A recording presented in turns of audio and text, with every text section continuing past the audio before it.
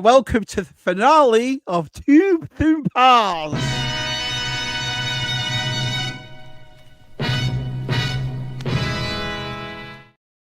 Ending this season with a bang, Si. Ending this season with a bang.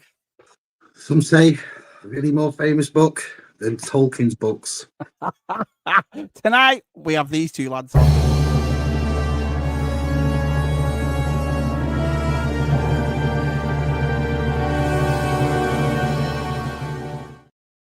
It's welcome to Tub Thumpers. Alan Greg. Hello. How did you get that photo of us? That's private. Wow.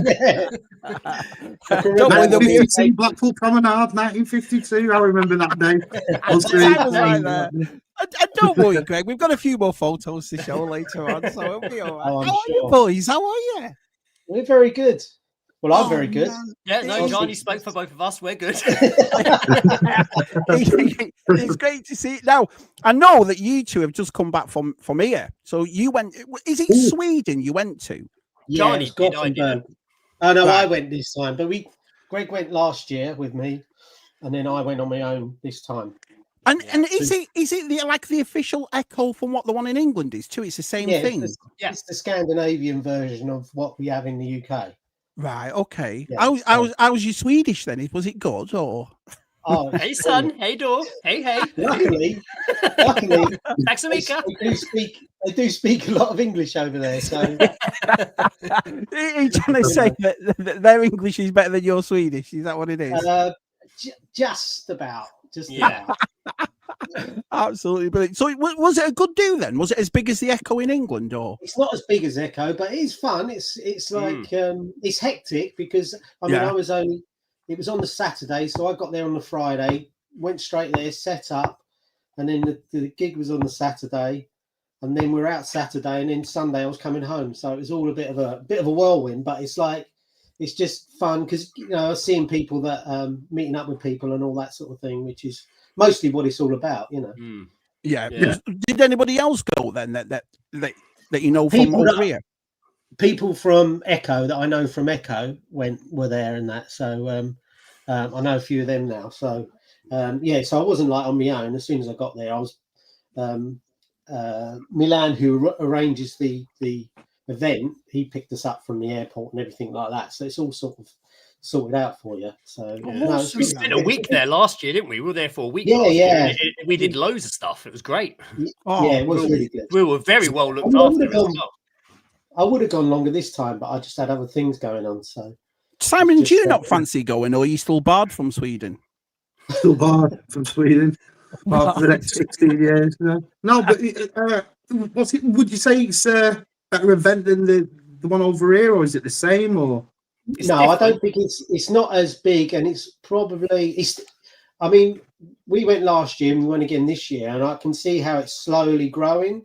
So I still think it's in its infancy, if you like, and it's still gaining that sort of momentum and stuff. But is that what it's been going for the last 2 years, Gianni? Yeah. No, it's been going for about 4, maybe 5 years. Right. Okay. So every year it's got bigger. He's got more people going, more stalls there and stuff like that. And where he has it, it's in a big tennis club. So there's like room for expansion for him. Oh, nice. So that sounds Yeah. awesome. I'm glad you had a good time, pal. Let's have a look who's here. So Gerard's come in and said hello. Someone called Andy Lemire says, love Andy. these guys. I'll be watching Andy. you. Hey, man, Andy. And Greg has to keep it clean. So, You know, I was thinking about that the other day. Greg The few times I've been called out for swearing, I did it on Boss Bounty, didn't I? Once? Swear all you want on here, lad. and it doesn't family show. I was told. The only Oh, time it's ever happened to me keep up. was only one about 3 years ago. Did this live event, right? And I was watching it, right? And he did this live event, and he had loads of people on. Daniel Chart came on, Chocolate Chip, Bosk was on, and all that sort of stuff. Anyway, after it had finished, he sent me this link and said, Shabby, you can come on if you want. And I went, oh, all right, fair enough. So I came on with just my phone like that, and I'm effing and Jeffing, and all that sort of stuff. And then about 25 minutes in, Daniel Chart goes, Shabby, why have you got your phone that way? And I thought, it's a bit weird to say. Why is my phone that way? So I turned it the other way. And as I turned it, it was live in the corner. I didn't realise. I was on for 25 minutes just giving him loads like that. And then he just, it's live, by the way, Shab. So brilliant. Palps is here, right? Palps. Jonathan's here. Jonathan says, Simon, are those dog biscuits inside his pocket, or was you just happy to be up that mountain? Just happy to be up a mountain. No, I said, Greg and Gianni, first question on this show. If you were stuck up a mountain, what would be the best thing for you to have to survive? And my thing was dog biscuits, because then if the rescue dogs come to find you, at least they could smell the biscuits to know exactly where you were. You thought you were inside, didn't you? But if the dog doesn't come to survive you, you're just stuck up a mountain with dog biscuits. Also, I'm hoping it's more than a dog that comes to rescue me. Just the Well, one there's dog. more things. If the wolves come to get you, you've got dog biscuits to fend them off, like you just throw the dog biscuits, I happy. Wow, loads of people have come in. Denson, you'll be watching, but he's in, where is he? Lithuania, Latvia. He's gone all around there, and he's on holiday so, again, he's isn't he, gone I away. guess? So yeah, off he goes. Let's have a look. Kieran's here, DTM. Wow, DTM's here. Loads of people have come in already. That's brilliant. Hit that like button, you Muppets. That's brilliant. Let's have a look. Let's get down here. Oi, oi! Coughlin's here. Nice to see you. Fullers is here. Whoa, it's getting packed. James is here. TJC's here. Wow. Oh, Connor then just popped up. Hello, Connor. Yeah, Connor's here. Q's here. Travels with Jason, the lovely Miriam, George. He's packed. Do you see what happens, Sam, when you get class on? See what happens, Si? Do you know what I mean? Yeah. You know what? Greg on more often. Oh, brilliant. Connor, just seeing Connor pop up then, just shout outs to Connor, man. His toy photography has just been going woof. Yeah, like he's good, isn't it? Yeah, really good, Yeah. really good. Really, really good. Well, talking about toy photography, I mean, this is what you two boys do here. I mean, some of this stuff that you do. I mean, it's absolutely. I mean, I'm blown away by it. How did you get into this toy photography? Funnily enough, I kind of was doing it as a kid without realizing I was doing it. So I'd take me wind up camera to like the woods, and I'd lay me action men in positions, not all above board, take photos. I always used to get them to like hang off like big slopes and like, but then on a camera, the slope never really showed. So I was just like, I was taking photos of them just lying on the ground sunbathing. But I never really, I always had loads of style figures, always had my ones as a kid, had ones, but I never really started buying loads of them like I have now until we started doing the book. And then I was like, yes, I've got a reason to start doing toy photography, an excuse to start buying all these toys again. And my collection just went woof really, really quickly. But I've always been into it. I just needed a reason to really do it and an excuse to do it.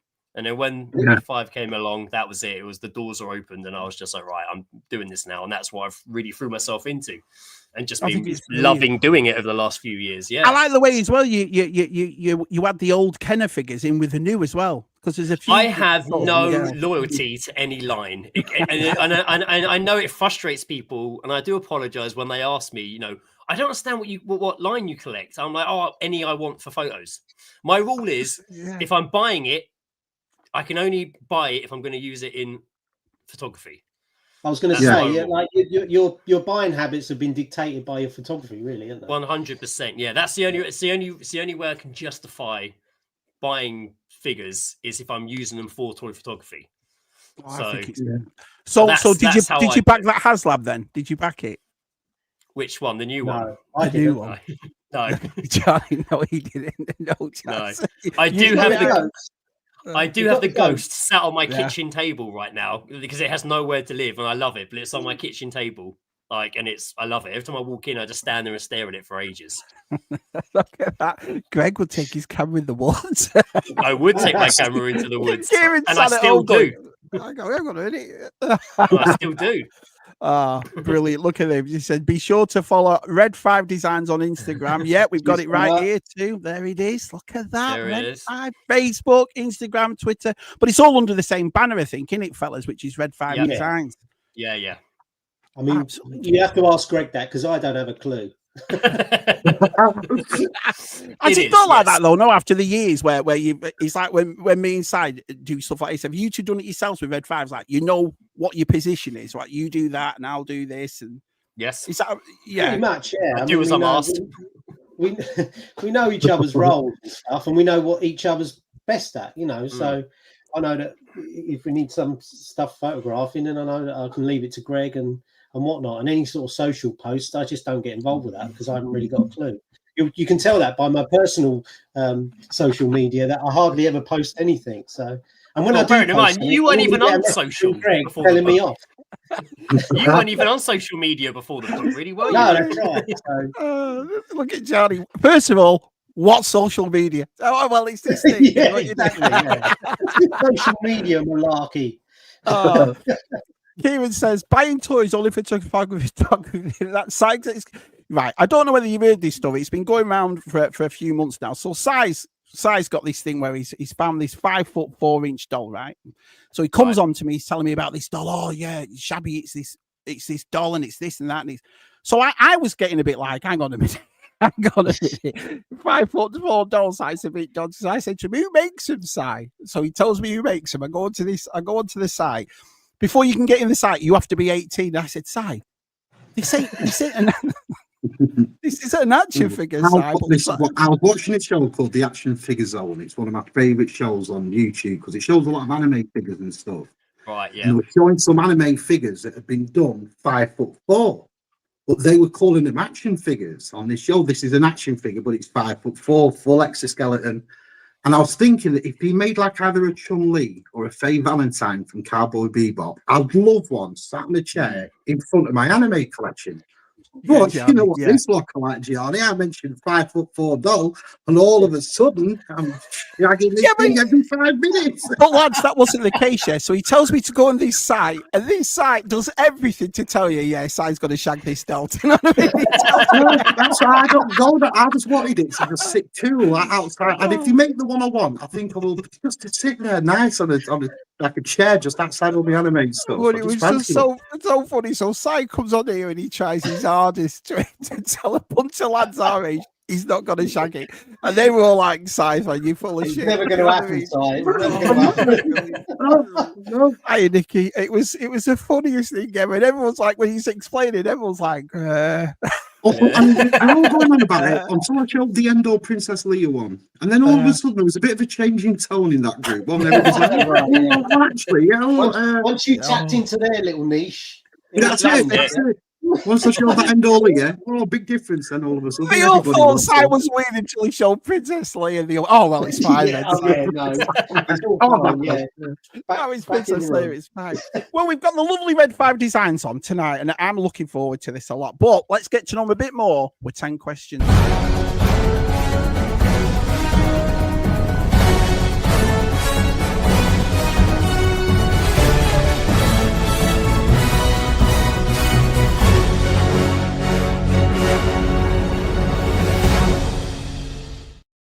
So this is where we get to know the lovely Greg and Gianni a lot better with some intellectual questions. I love intellectual questions. I love intellectual questions. Can't even say it. Anyway, Si, I'll go first. Greg and Gianni, if you were a ghost, who would you haunt and why? Well, we'd have to get the next book finished, so probably Gianni. You don't, Gianni. Right? You don't, yeah. We'd still be working. I don't know. It'd have to be something you're not really fond of, isn't it? Well, yeah, I'd do my ex-wife just to piss her off. I'd move stuff and do, everything I knew what gets on her nerves, I'd do it. Maybe my sister-in-law. Yeah, good. I think Greg knows which one. No, that was fantastic. Neither of them Simon, will be watching, so yeah, it's fine to say it. you watch my ex-wife will be watching this going, cheeky bastard. Oh. And I would enjoy it as well. Oh, yeah, definitely. Who would you say? Who would you haunt and why? Who would you do it to? Be Babe Station. I'd have to haunt Babe Station. I'll be around there all the time. Where else would there be to haunt? Obviously, with the Babe Station building, I'd be there. I'd be quite happy. Really He'd be known as the ghost with the 5'2" doll on his arm. That's it, yeah. He'd make a dull move. Make it Floating move. around. Floating around, yes. Oh, brilliant. Si, what's your question, pal? My question is, Greg or Gianni, letting one in or letting one out? I mean, letting one out. Yeah, you've got to let it out. It's not good to let one in. Oh, that would have been stuff in. I'll have it come out. Letting one in or letting one out. Brilliant. Hi, Adam. Nice to see you. How are you, Shabby and Si? My birthday twin Greg and my neighbour Gianni. Says the real boy dude right there. Right, brilliant. What's the worst superpower you can think of? Letting one out. Letting one out, man. Because everyone talks, don't they, about, I'd be invisible or I'd have. But what would the worst superpower be? I don't know. I think being invisible could be dangerous because you walk down the street, get run over or something, couldn't you? Yeah, that's true. That's a good point. You know, I'm not sure I'd want to be invisible. Right, so we got invisible. What would yours be? The worst power would be seeing. Being seen. I don't know. Flatulence, though. Can you imagine that? If your superpower was flatulence, you'd be like, I mean, it'd be unfortunate, but you probably could clear a room. But then again, half these lads at conventions probably have that anyway, don't they? To be honest, there is usually at a convention, there is usually that moment in the day, maybe about 15 minutes after it opens, where you do get that musk of men and toys. Oh, see, I have no sense of smell, so it wouldn't bother me. So you're all right with it? Oh, that we can call that superpower. No sense of smell. I mean, that's actually quite a good superpower. Yeah. I'm glad you added of smell at the end of that.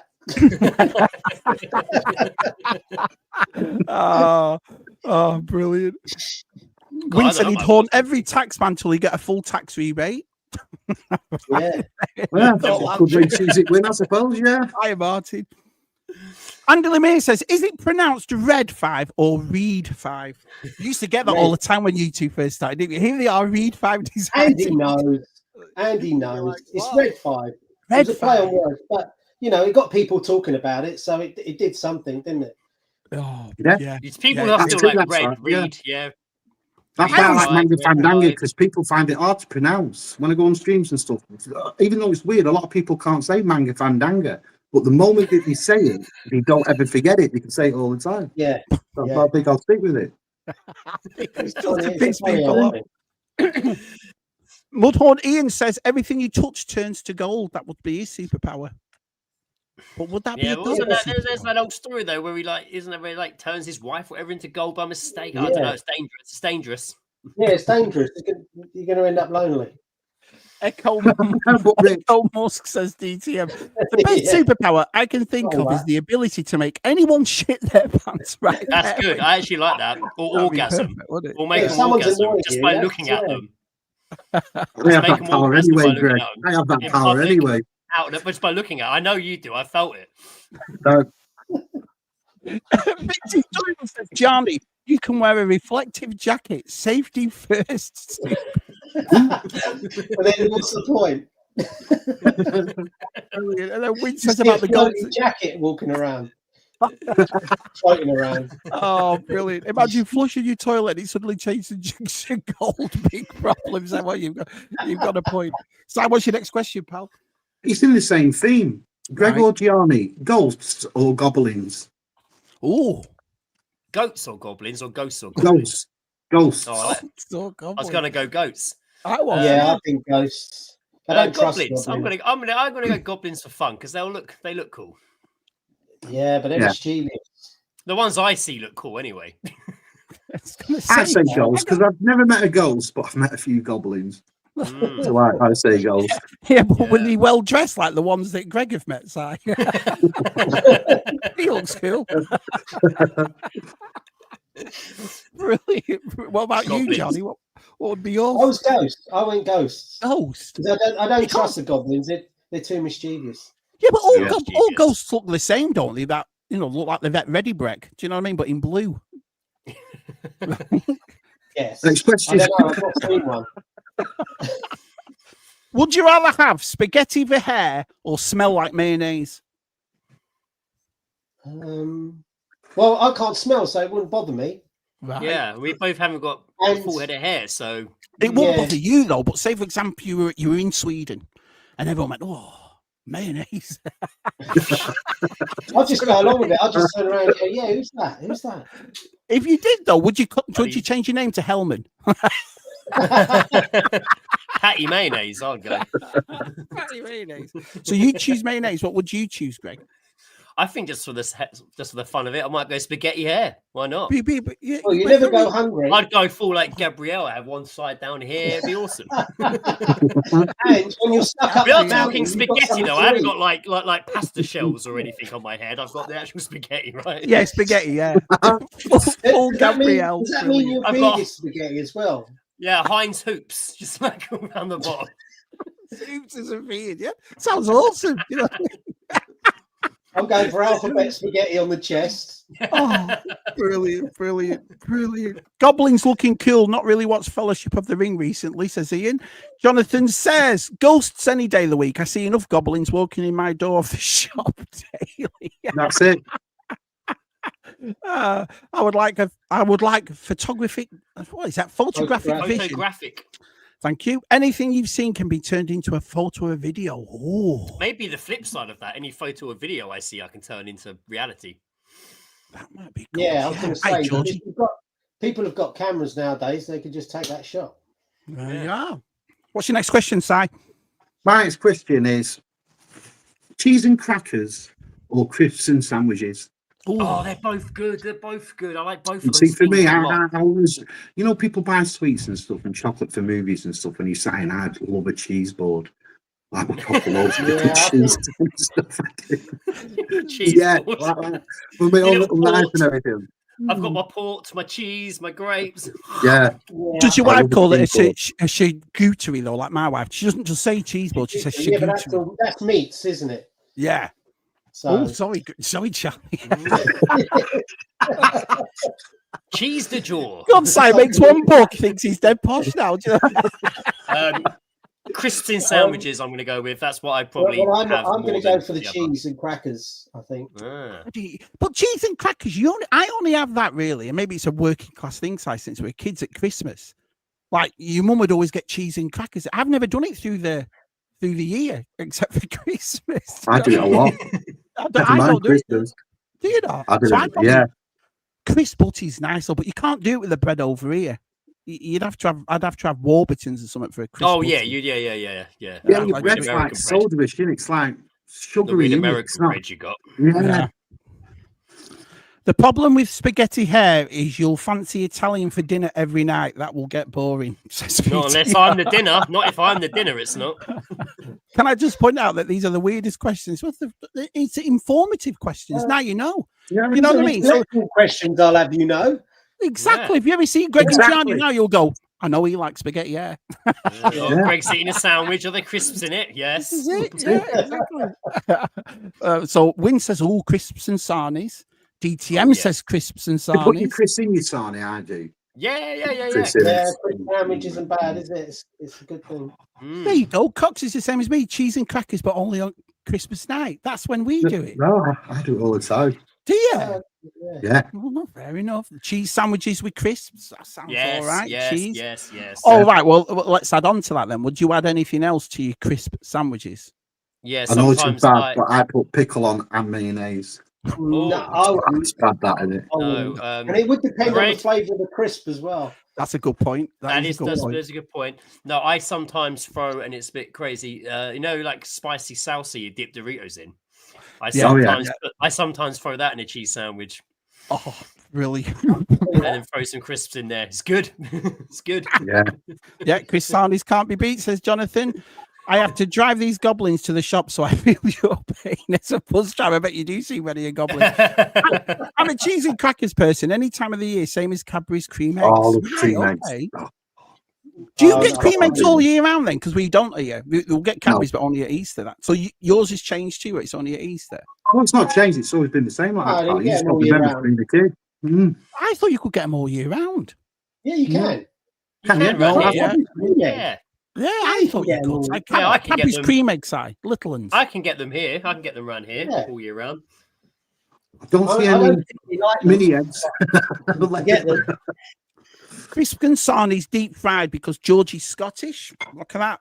VTR says salad I watched a video yesterday and somebody deep fried a wagon wheel.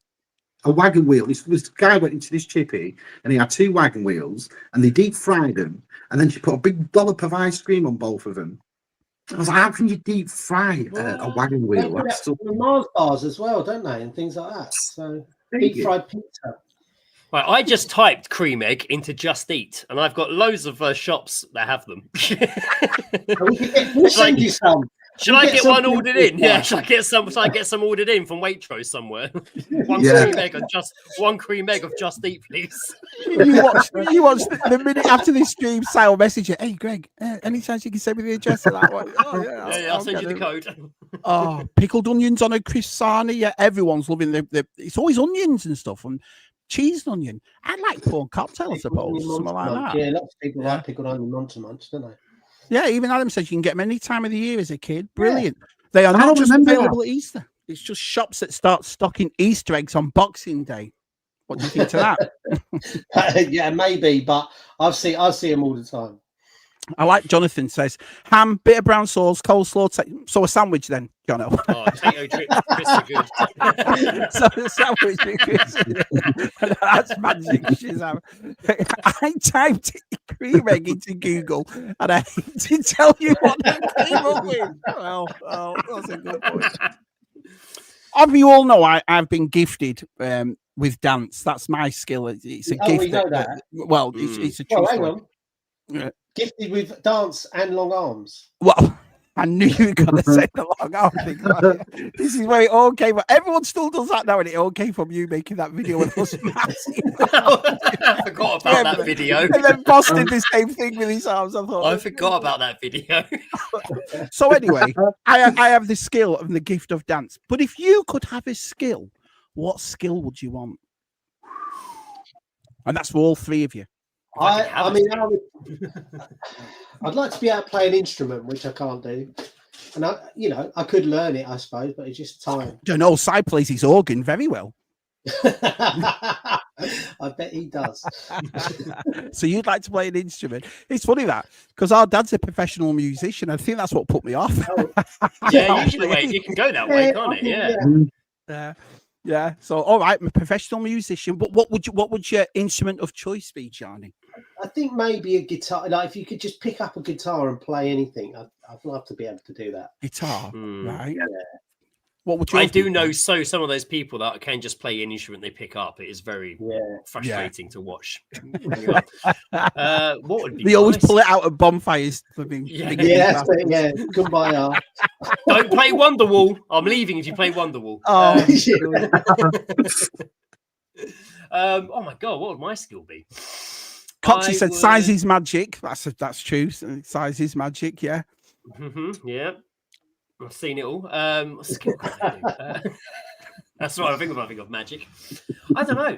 I'd probably like to be able to, apart from the boring things like draw, paint. I'm an okay drawer. I'm not that great. I don't know. I've always wanted to be a really good singer. I've managed to get away with still making music and being a vocalist on it without singing. So I always find ways to cheat round not having a skill. Right, yeah, I know that. So I was like, I want to be able to sing, but I can't. So I'm going to start this hip hop group and do that for a few years.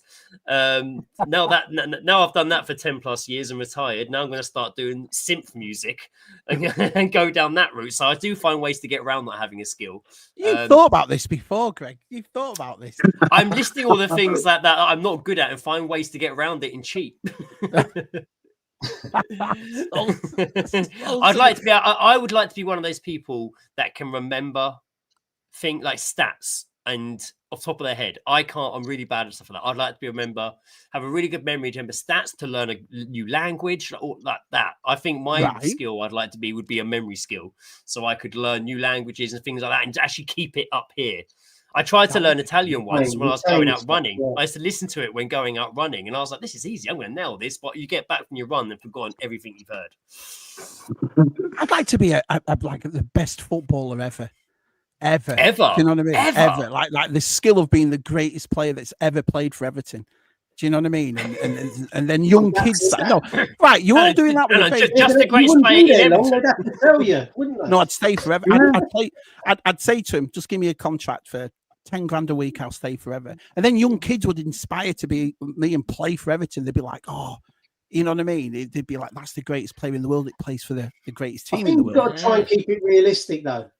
Is that what it is? Get your own Premier League sticker, get a Shabby Shiny, swap it. Yeah, Shabby Shiny. Yeah. I'll give you 5 normal ones for that Shabby Shiny. What was yours be, Si? What would your skill be, Si? Easy. World champion BMX legend. Obviously. Have you still got that massive I was BMX crazy as a kid and I had a nasty accident. Yeah, I was going to say. One side for the rest of my life, but it never left me. In my head, even at 50, I'm still a BMX champion. I loved my BMX. Loved it. Yeah. Oh, BMX. That'd be my skill. You fell off your bike more than you rode it, Si, as a kid. You know what I mean? A BMX legend. Oh, brilliant. What's your question, buddy? My question is, walking to work or work at walking? Walking to work or work at walking? Yeah. Was that the question? Yeah, that's right, Greg. I used to walk to work all the time, and it would take me an hour and 20 minutes, and I loved it. So I'm all for walking to work. I have to drive now because I can't walk down the motorway. But I used to love walking to work. Headphones, music. Down the motorway and make it more interesting. I mean, it would, but every day to and from. I'd be walk to work as well. Yeah, I love it. I don't need to work at walking. I can walk. I love a walk. You see, that's my problem lately. I've put a bit of weight on and I've been sat around on my fat arse, so I've got to work at walking at the moment. Yeah, you brought this up last week, right? And me, Shabs. I'm definitely knocking it all on the head. I've had enough. And then 2 days after that, he showed me pork pies. And what was that massive dinner you had? A couple corned beef and onions, massive loaf sandwiches you were having. I'm like, I found a website that sells 5-foot pork pies.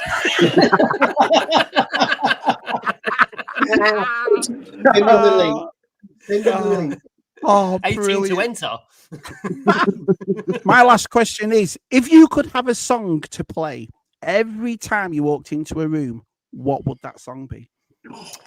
Now, funny enough, when I was at school, and they had my Gianni can vouch for this, it hasn't changed. I was always known as a guy that really weird things used to happen to. Yeah.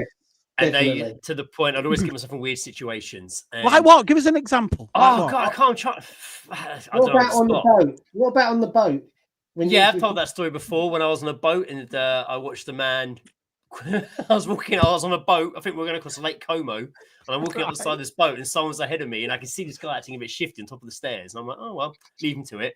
Anyway, he sets his camera up, and he's looking around all sheepish, and he pulls out this beautiful box, and he's like, woof, and I'm like, what's that he's thrown? And he's thrown someone's ashes over the side of the boat, and it's the wind's caught it, and it's just gone, yep, straight into my face. It was in my mouth, and he saw it, and he panicked, and he grabbed his camera and ran to the other end of the boat. Like, you couldn't go any further, and I'm just like, ah! God, I've that's gone back to terrible. the people I'm with. My brother-in-law's like, "What is this all over you?" I'm like, "Oh, foam ashes." He's like, "Oh," I'm covered. God, that's terrible. That's a typical day in the life of Greg, I can tell you. That's a typical Tuesday. Yeah. But so at school, whenever because all this creative happened to me, everyone used to say I was character in Grange Hill or something. So every time I used to enter a room, somebody used to go bam, bam, bam, bam every time I entered at school. So I didn't get bam, bam, bam, boom, boom, when I walk into a room. Oh, that's brilliant. That's brilliant. What So would I yours had be, one Johnny? put on me. Right.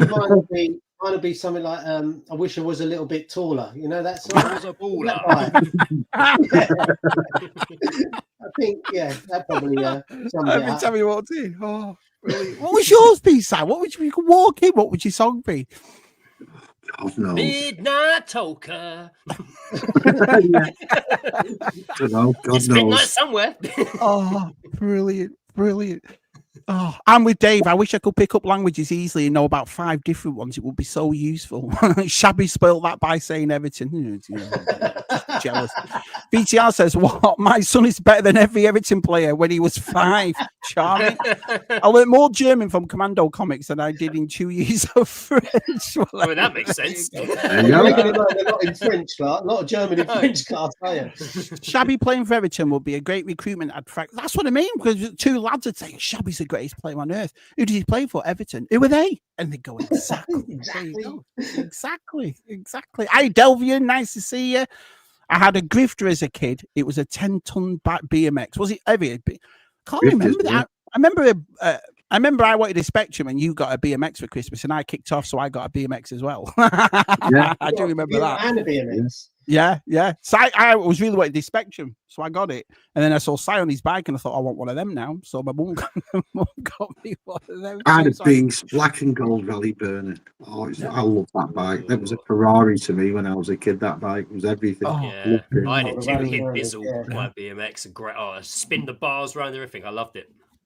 I loved my BMX as Rally TJC. Good old Rally Burner. I know our Luke Reynolds and VTR have got there, and Adam, they've still got their restored BMXs and so forth. But Oh wow, that's cool. yeah, they've got some really nice pictures, all 3 of them. I can't really remember.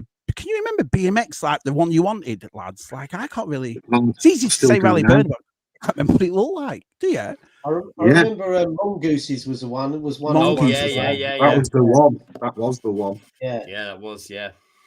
Do you know And it's then funny the 'cause, remember the GT. GT was another. Haro bike was another. Oh, wow. loads. There you go. Was a Anyway, Rally my Burner. last question to you both is Linda Carter or Victoria Principal? Victoria Principal. Yo, good lad. He thought Well, about you it have to as well. stay Linda Carter now. But you see, everyone, Charlie, every time we ask this question on Tub Thumpers, right, everybody turns around and goes, Linda Carter straight away, but they don't realise how fit Victoria Principal was. Because they don't say it, and I'm like, what? I always have to think twice. It's a no-brainer for me. Ah, brilliant. I mean, Let's I have a like look. Hi, it. Chip. Nice Yeah. to see you, Chip. You could get one of those 5-foot pork pies for size doll. There you are. DTM, you must work. Your work must be far away. I love my old chopper bike. Did you ever have a chopper? That's my wife's. My wife always talks about the chopper she had with the long seat. Did we? Yeah, with the big seat and the gear thing in the middle.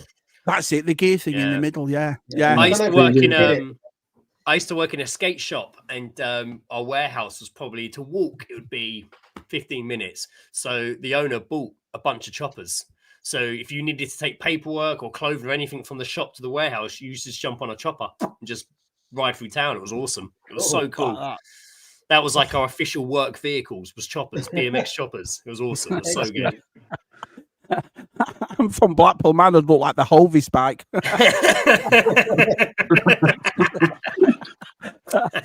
Music to enter a room to, says Ian. Those view notes that played after someone said the famous cyber. Oh, you walking in and go da da da da da da. Yeah, that's pretty cool, Si. I thought you would have Well, said I that. should really have that one because I was named you after should, Simon yeah. Temple, so I should really use that one.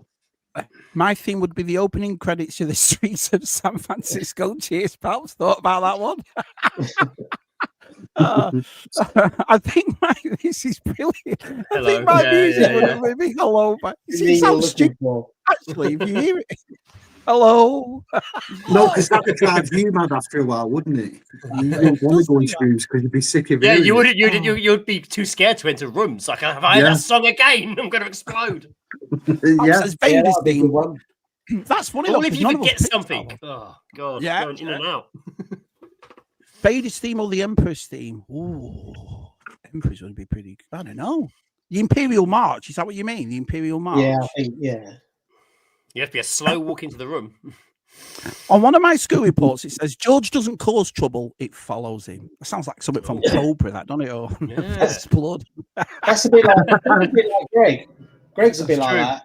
Is It's it? true. It does follow me. Rally Mongoose was the top dog.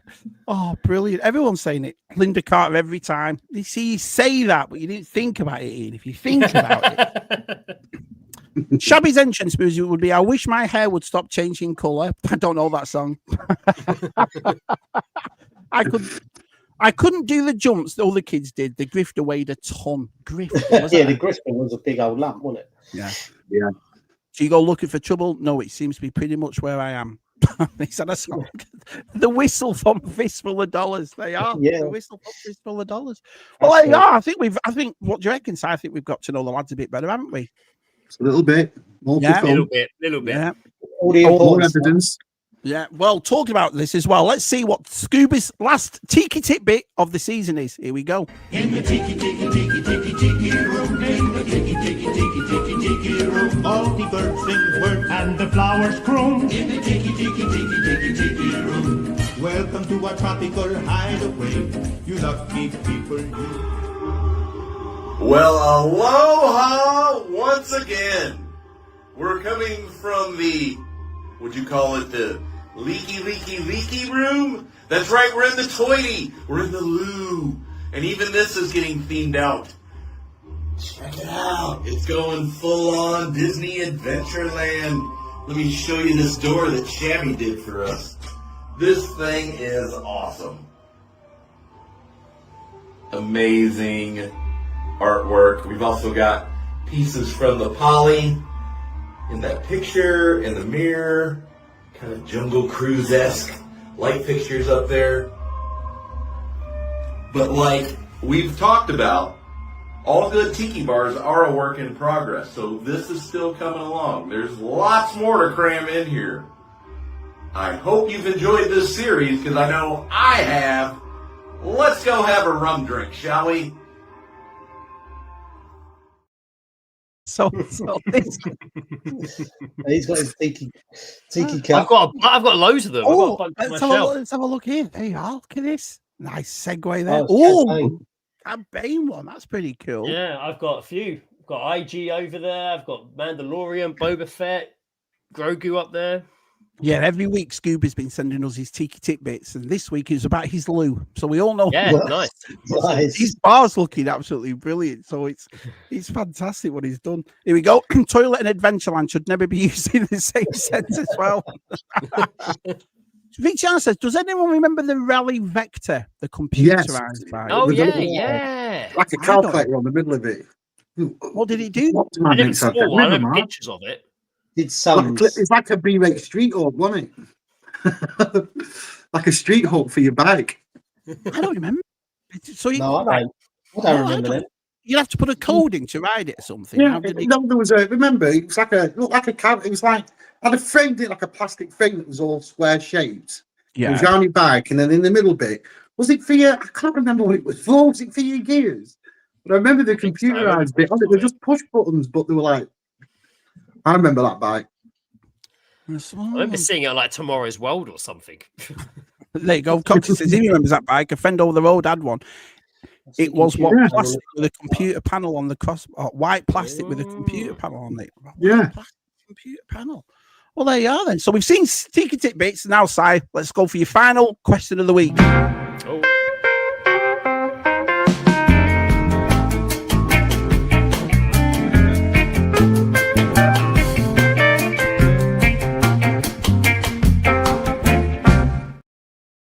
So, Si, what is the question of the week this week? My question of the week this week is connected to aliens again. Now, apparently, the aliens are coming in 2027. Sometimes we see these aliens in movies and stuff like that. And they always seem to either have like an extra appendage or an extra eye or something that's missing.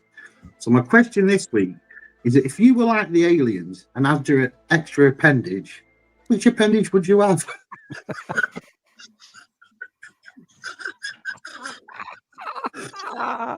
So the question of the week is, if you were an alien and you had an extra appendix, what extra appendix would you have?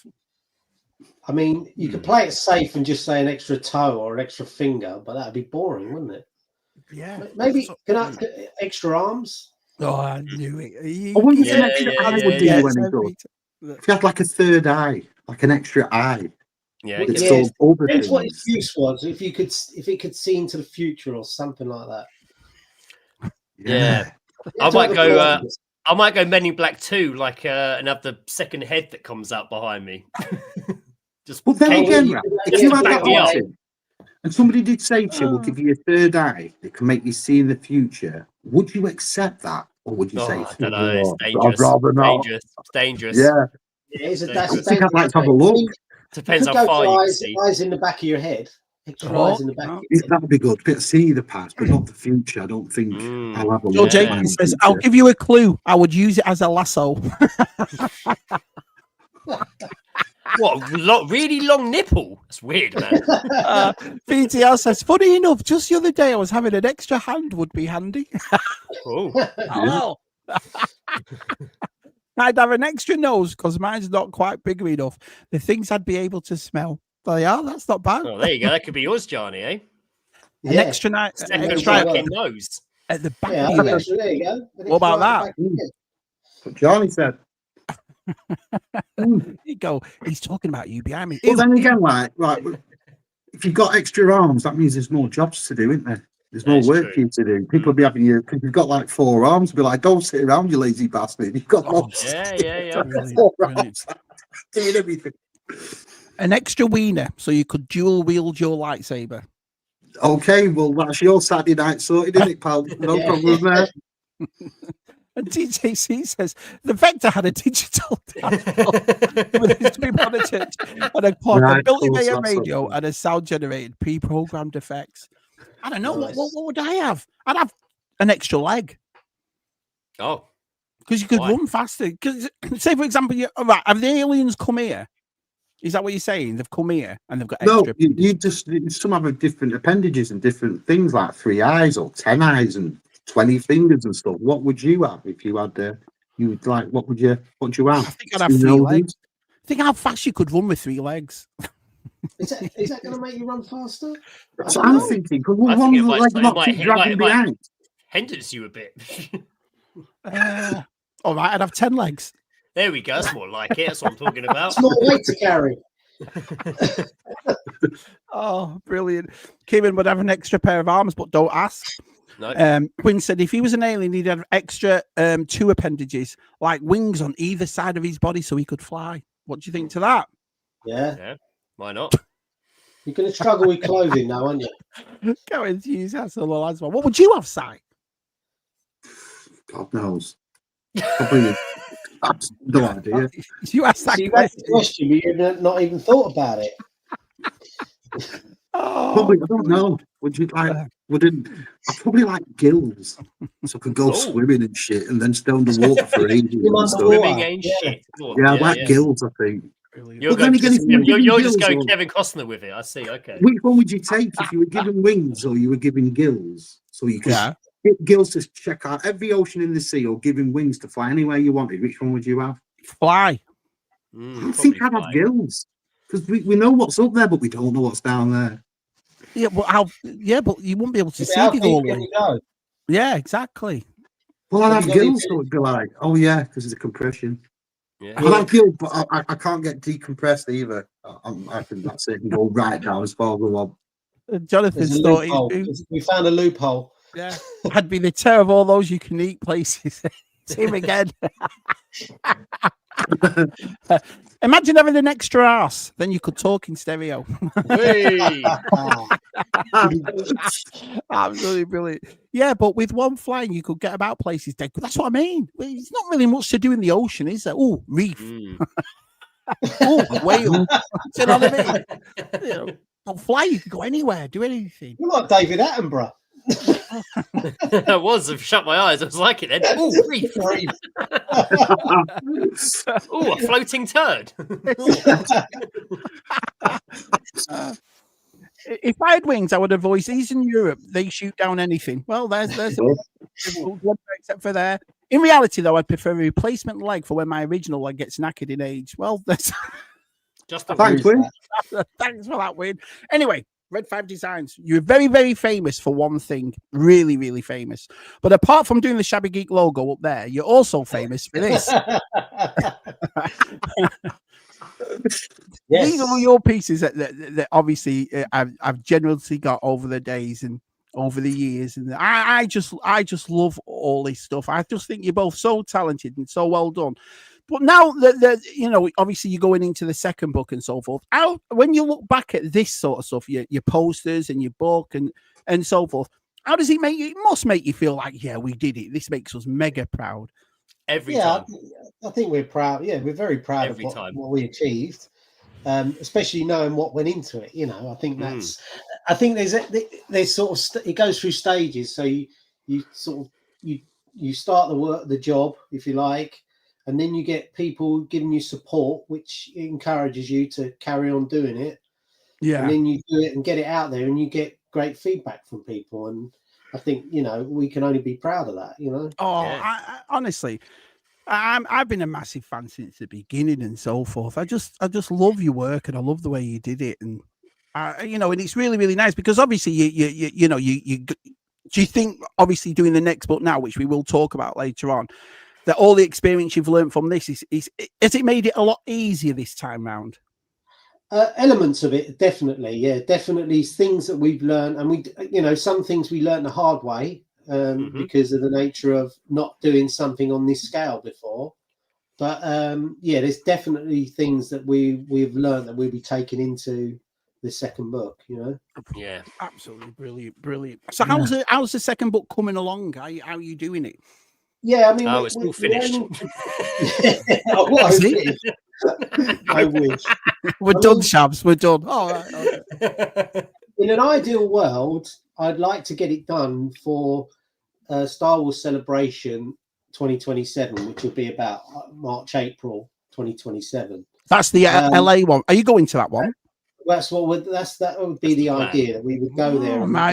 Me and Si might meet you there. Then we might. Yeah, lovely. I mean, that'd be great awesome. because we, you know, obviously we've met Si a few times, and you know, to meet yourself, that'd be.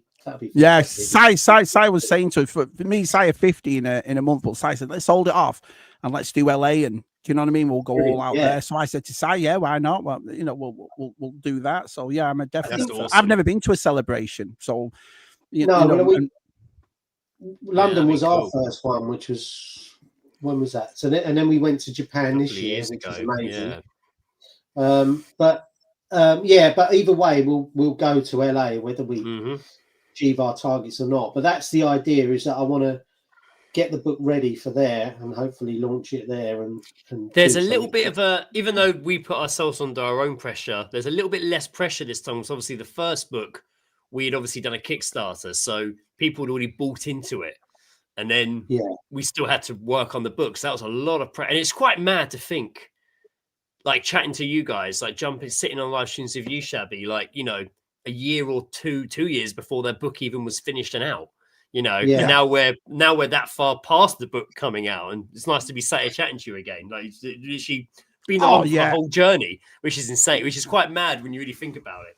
I am as well, and I was dead supportive of it from the beginning, as was our size, was the CSR lads, and I think as well. I've said this a few times before, so I won't repeat it. But I just like the people behind the book. That's what it was for me. I just thought, what a nice pair of lads this, and I'm all for, you know. Well, being someone who's self-employed, you know, and did my own thing, and Si does his own artwork and so forth. We're really appreciative of people that get off their asses. I've always found it's easy for people to slate something that they won't get up and do. Do you know what Yeah, I mean? That's the part that baffles we me. did find it. You do find that, whether it's a jealousy thing or what, I don't know. But Yeah. but I know there I've are always people, been and I do around. think, well, you know, if you want to do something that you think you can do better, then do it. Yeah, By all yeah, means, I agree. you know. Yeah. Um, Foxy says but- the next book is going to be right up my street. I've got a huge obsession with boxed vintage play ships, mini rigs, and vehicles. Yeah, and And Johnny it will be, Greg, yes, it will be. they kindly will sent be me some right up my photos, street. so we'll have a look at the photos there. But evening, chaps. Hi, Luke. Sorry, I'm late. Really, what Hello, Luke. it's been great. I've loved it so far. What do you think, Si? What do you think of everything that these lads have done over the years? Oh, and so- amazing. I think it's amazing. What I like is like when we go to Echo, and what made me feel really proud of you, made me feel like your big brothers, was when I went to that Echo and it was the first time you had the book there to show. Mm-hmm. And the amount of people that were around your stall was just mind-blowing. It was just like, you knew where your stall was because it was just like big raft, a big pack of people around it. But I think that Echo, everybody had the same gist of what a wonderful job you've made of that book and how beautiful that book was. And the display, I mean, I've bought books for, God, with me being like into comic books and stuff, I've bought books forever. And there's nothing nice when you get a really lovely book. Do you know, even to this day, for me, in the day of the internet, a lovely book. And your book's so nice. And, you know, you feel it. It's like a bloody pavement slab. It's dead heavy. And so that's what I'm proud of you both for that, for getting that fully done and having all the fuss made. Because, you know, at the time, there was a lot of people that were umming and ahhing, weren't they? Giving it, oh, they're not going to do this and this, that, and whatever. And when it came out, all them people had egg on their faces, didn't they? Every single one of them. Yeah. So, no, we yeah, appreciate that, and I think that's, you know, we go into that project with the intention of trying to produce something that is going to not only going to have good information in it, but it's going to look nice and feel nice and everything like that. But there's still trepidation along the way. You never know how it's going to be accepted. But you know, when people got it and we got good feedback back, then it's sort of a bit of a thank God for that, you know. It was weird how you use it though. Do you remember that time? Me and you were laughing our bollocks off because we got the mini book, right? We got the mini book. Yeah. And Si buys the Biker Scout off Andy, the carded Biker Scout, Return of the Jedi, right? I mean, he started looking at it, and one of the lads said something like, "Well, what cardback is it?"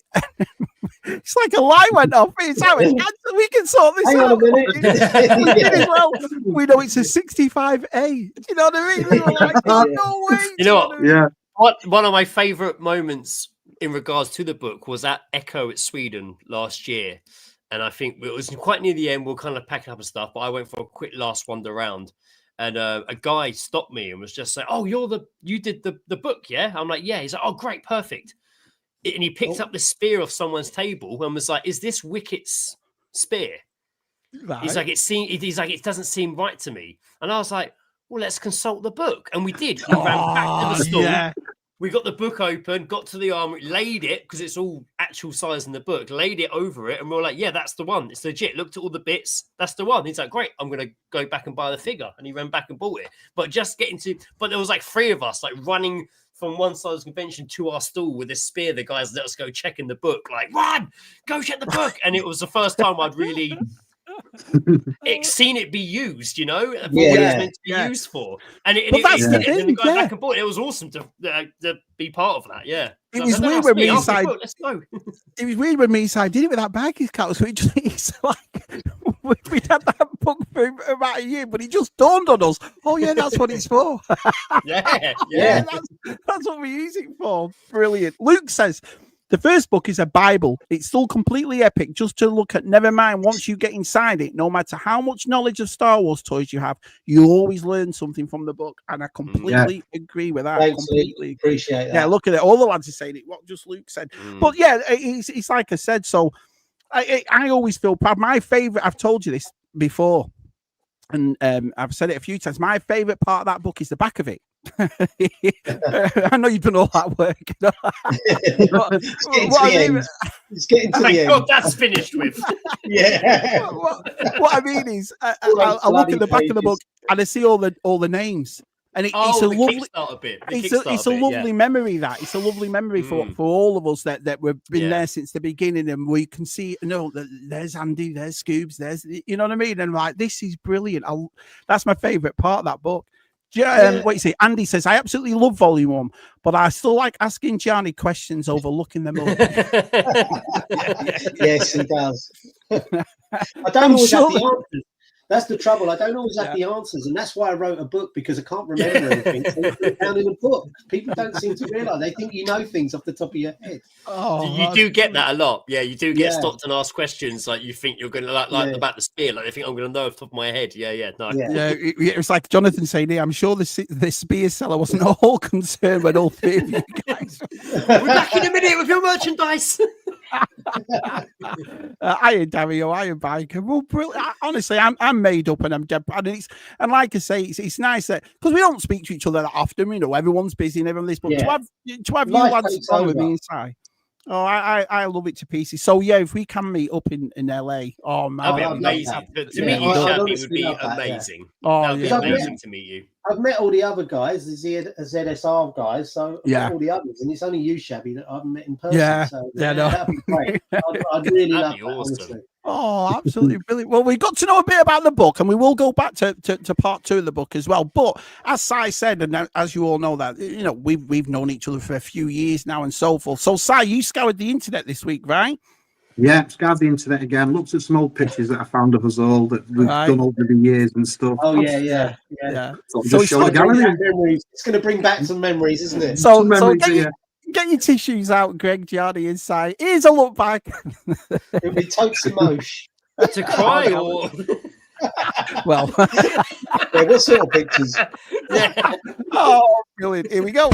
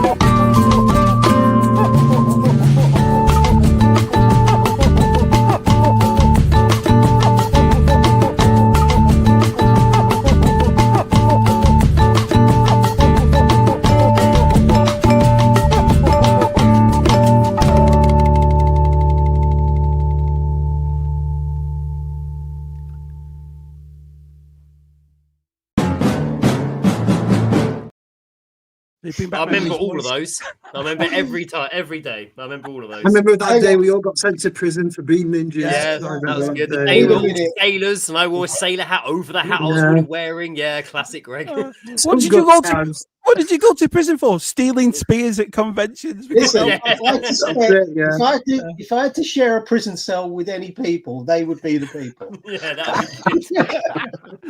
Pod Racing Pub says Volume 1 is the book is amongst one of my most treasured tomes. How nice is that? Appreciate that. That's lovely. Yeah, it is. I love hearing stuff like that.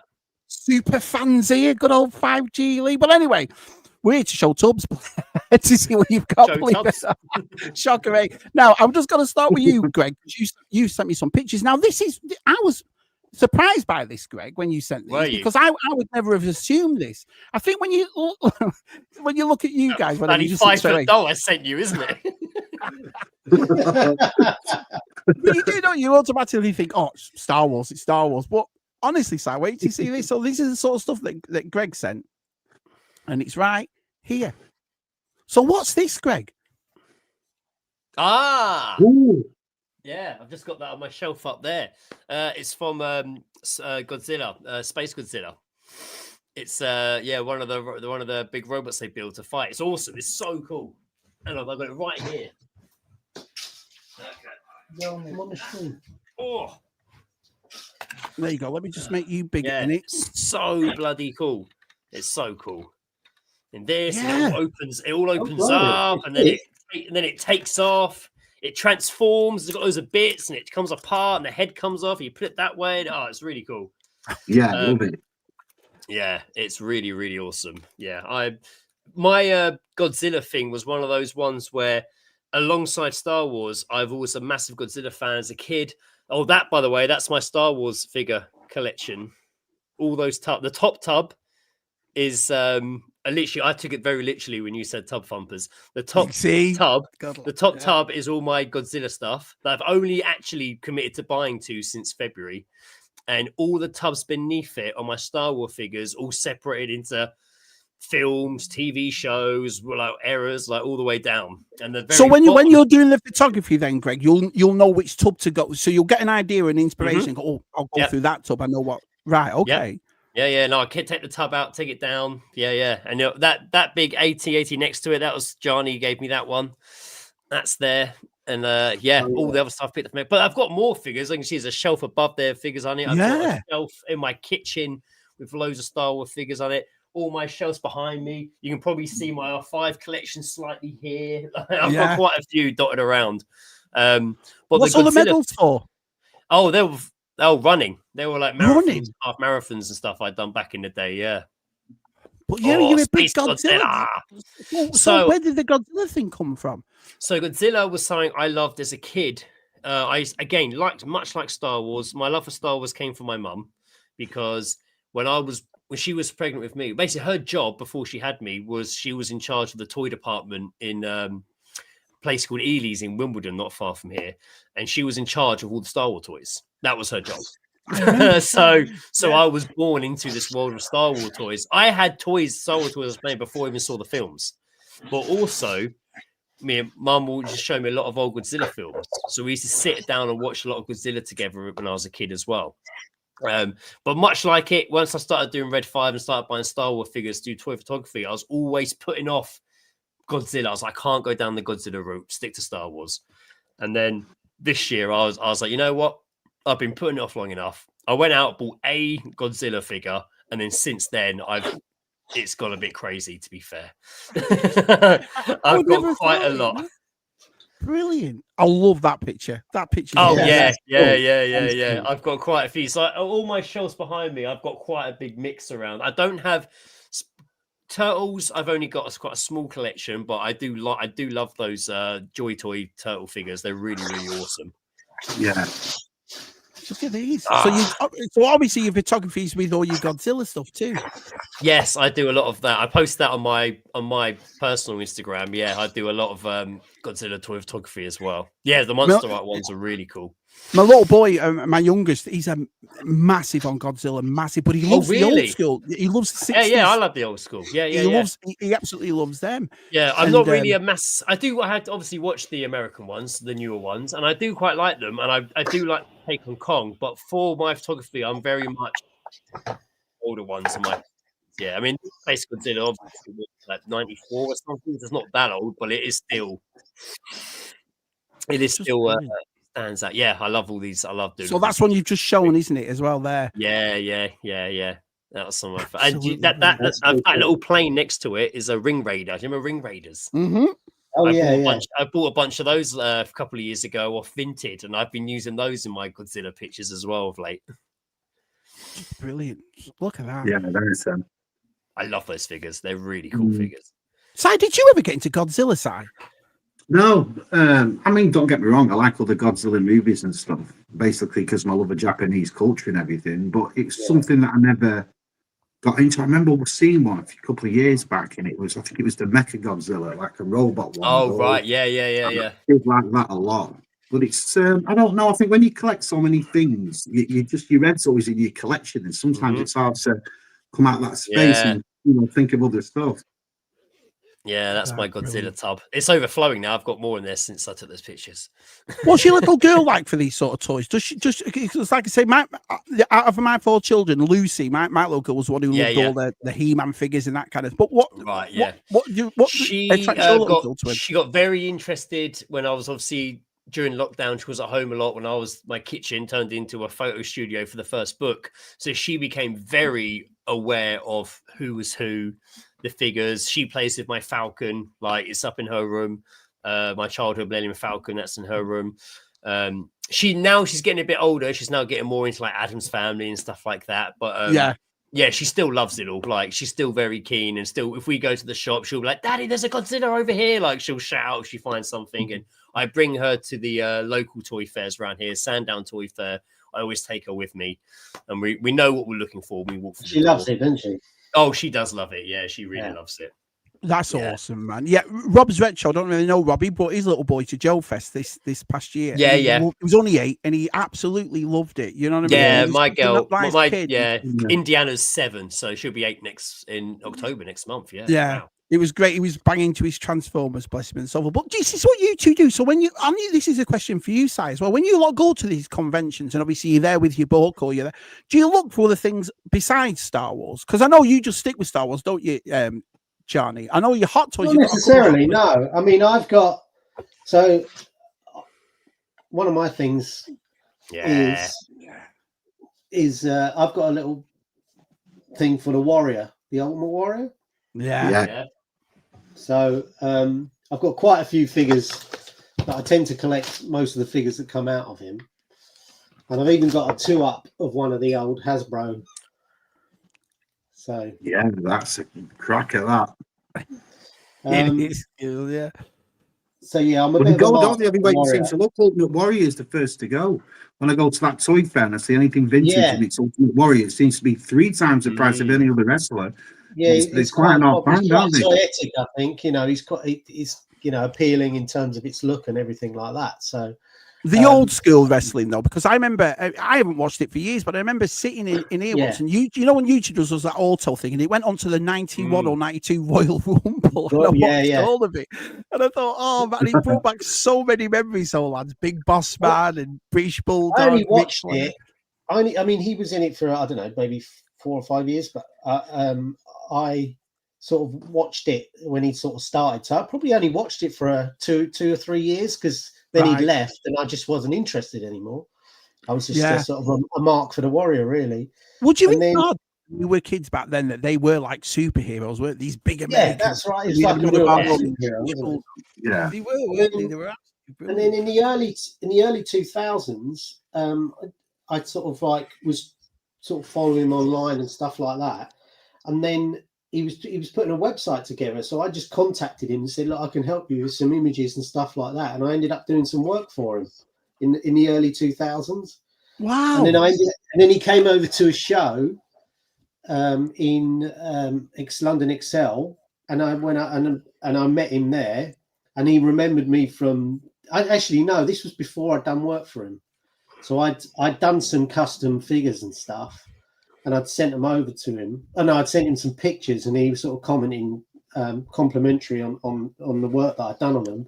So I went to a show, and I actually gave him one of them, and he was really appreciative. And then after that, I contacted him and said, "Look, you're putting a website together. I can do some imagery for you." So I ended up doing some images and stuff for his website. Wow, and, what a great story! Yeah, he was really. I mean, he's got a reputation of being awkward to work with at the time, and he was wrestling. But for me, he was always. He was always very friendly and very sort of like. I think that's where it goes, doesn't it? You always is. It's your, you know what I mean? It's your experience with somebody. He was always. I always had a good experience with him. Whenever I dealt with him. So, Greg, how many R5s, D4s have you got? I can see 8 or 9. A minute ago, I was trying to count a second ago. I've got not a huge amount, but I've got.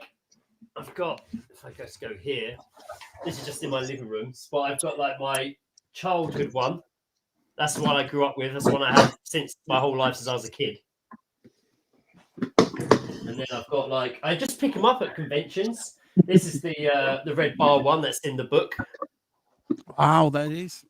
It's not graded. Just got it in a nice case. Right. But yeah, so I've got. Vintage ones, I've only got 1, 2, 3, 4, 5, 6, 7, 8, 9. And then I've got a couple more modern ones back here, 10, 11, 12, 13. So not a huge amount, but when I'm at conventions, I just like picking them up. It was my favorite figure as a kid. Every time we go Echo or UK, Sweden, every time we're at a convention, I will just pick up an R5. An R5. Same as Monkey Boy does with Big Fortunas. I'll never forget it. And then he showed us.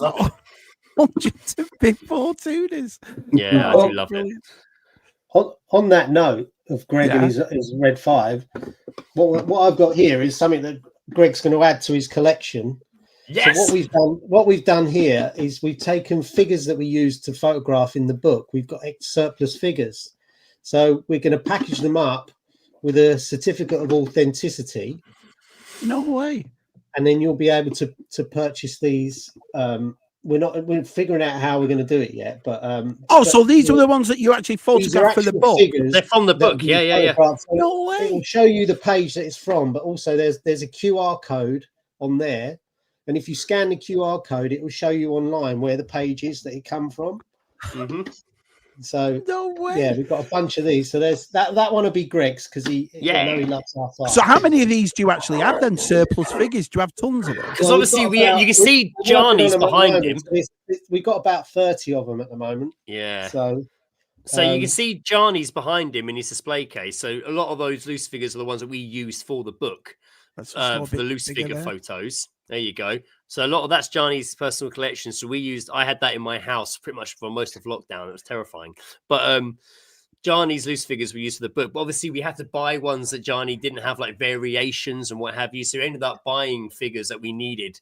Not even, like really sought after ones, just needed all the different kind of variations for the chapters. And so we had a lot left over that are just sitting there. So we thought maybe we'd turn them into something special and really celebrate the fact that they were bought for the book. So this will explain what the figure is, where it was used, and the page it's used on. And then we've signed it and just sort of certified it and everything, just so you know that it's. That's brilliant. What a great idea, that, Si. That's a great idea. I'm just thinking, as soon as you get around to that Biker Scout one, don't forget to give us a bell first, will you? You know. Actually, you know what? There are a few, about 4 different, because there's a few variations of Biker Scouts, so there's about 4 different ones of the Biker Scouts. So and I've already been contacted after someone shared a picture the other day. I think it was on Horror Chronicles. Andy shared a picture. I did have a mate message me being like, I want the Biker Scout. Everyone's after the Scout. Yeah. Well, we've had these special coins made as well. Oh, the coins are awesome! No way. ReadFive Design coins. ReadFive Design coins, and then if you can see that, I've got any loose ones. Yeah, I haven't got any loose ones. Yeah, I like your card as well with you. The book art. It's brilliant. And then you've got. And then on the base, it's also got a plastic version of that coin that it sits on. Yeah. What a great gift that is, idea. That is brilliant. Absolutely brilliant. I don't know if you can see that, but I've got a better picture of the coin there. Like you can really see it. Like there's a better picture of the coin there. Yeah. Like it's really cool. That's brilliant. It'd be nice to see that Biker Scout in this house. Yeah, it'd be nice to see. Oh, look. Double telescoping Luke as well. Oh, Luke Reynolds is pricked up, man. Used on the chapter break. Everyone's loving it. Look, great idea. Brilliant, amazing. And Luke Reynolds goes, okay, Johnny, where's the Luke Bespin from the book? I don't know if I've got a Luke Bespin. There's probably one that I haven't got. And then Dibs on the Small Head had Solo says, "Hi, Smith Lord. Hi, Chris. Nice to see you." I have got these. I've got these 2 to do, so I've got that one to put in. Yeah, which will be, that's actually I think that's the molded face version. Yeah, that's the molded face as opposed to the molded hair. And then one of these little guys. Oh yes.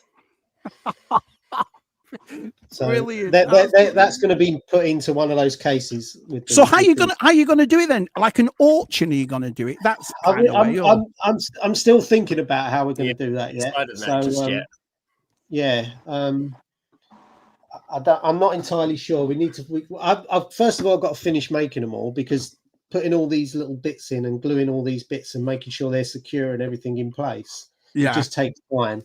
So I've done about 30, and I think I've got about another 10 to do. So honestly, what a great idea! What a great idea that is! I just love the fact that there's the Luke one he just showed from the chapter break. That I'm just like, oh my god, that's so amazing! Seeing my photo on a card back, like it's amazing. It's so cool. Well, and even the ones that actually just have a picture of the page on it, I'm still just like, that's so. That's for you to come up with that idea, though, I mean, I was like, what a great idea, especially if you, like I said, if the surplus and all that. To be fair, it's an idea we've been kicking around for a while, but it was just figuring out how how How it we would do work, it. what it would look like. Do we do our own card back? Do we do it this way? What do we do? Like, and just playing around with things till we think we're like, right, that's the one. Like, yeah, that's Wow. awesome. Wow. So, yeah, there's quite a few because they're all from the variations, and variations. I don't, I've got all my loose ones there, but I don't really do variations. So they were only sitting in the boxes in storage. So it's just like, how do we use them? Because bearing in That's mind, when we idea. announced the first book, when we first announced the first book, there wasn't a variations chapter.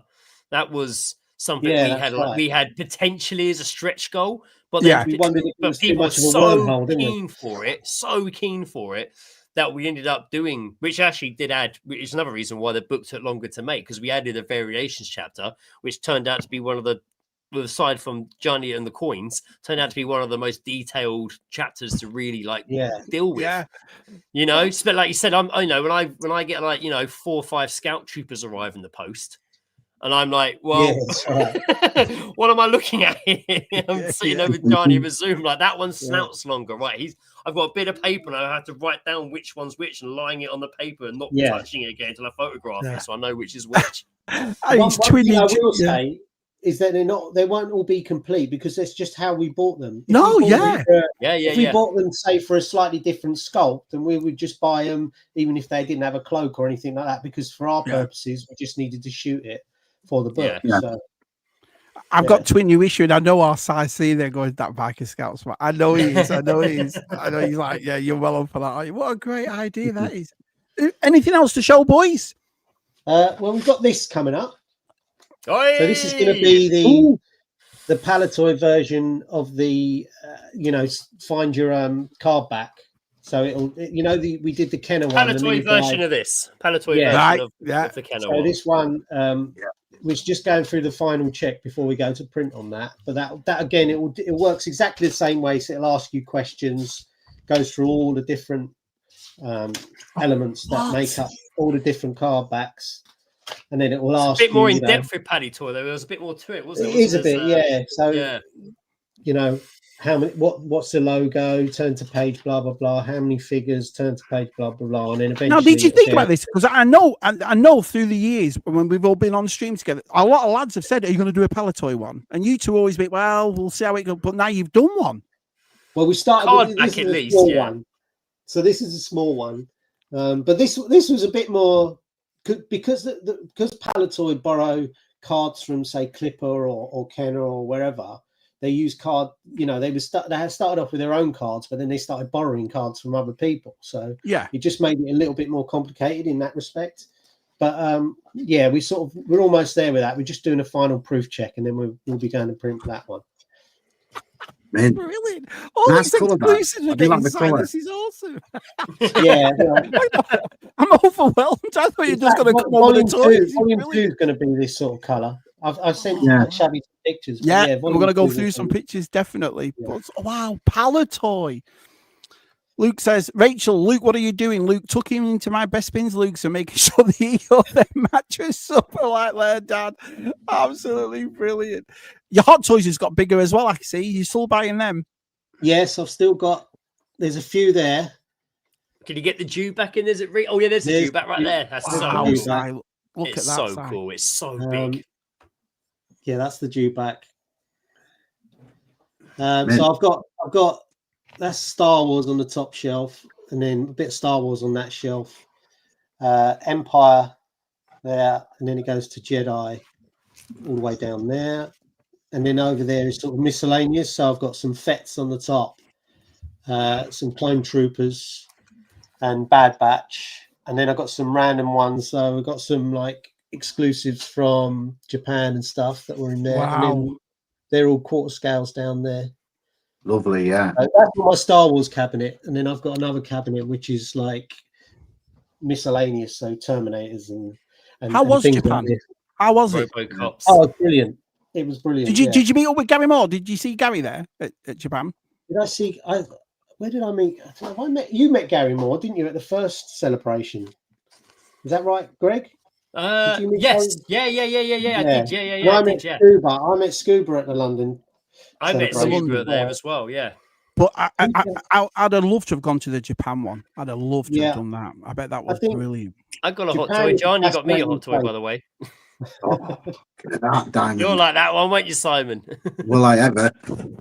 Wow. Do you know, I make a purpose decision not to look at DC and Hot Toys because the moment I bought one, that'd be the end of me, the end of my collection. So I just would stop. It's so amazing. So You Beautiful, like this yeah. one then, Si? Oh, Yeah, I look at that. love that. Yeah, that's the one that I have to avoid. that is like the one. plague. That's so good. It's so That's good. so beautiful, isn't it? Yeah. Yeah. Absolutely brilliant. So I Poxy don't know says, if I should... definitely want to get my hands on one of those Palatoy mini cattle. Well, you know where to go, Well, Poxy, when it well, comes. I'm hoping to get them ready for Echo in October. So I'm hoping to have them for them. Let's have a look. I'm keeping my eyes open. I'll find one of it. Nice cabinet, Gianni. Yeah, it's an awesome cabinet. Absolutely brilliant cabinet. So Anything else, boys? where Johnny sat now is basically the office he's built. And I say he built, literally it was. I know, because he's it's built weird it. not seeing you in that little cupboard place. Yeah, Oh, no, yeah, yeah. Go through there and He's everything, actually built you know? it. So Johnny sat in where The he red- literally built the ReadFive office, and it's Those there- fantastic.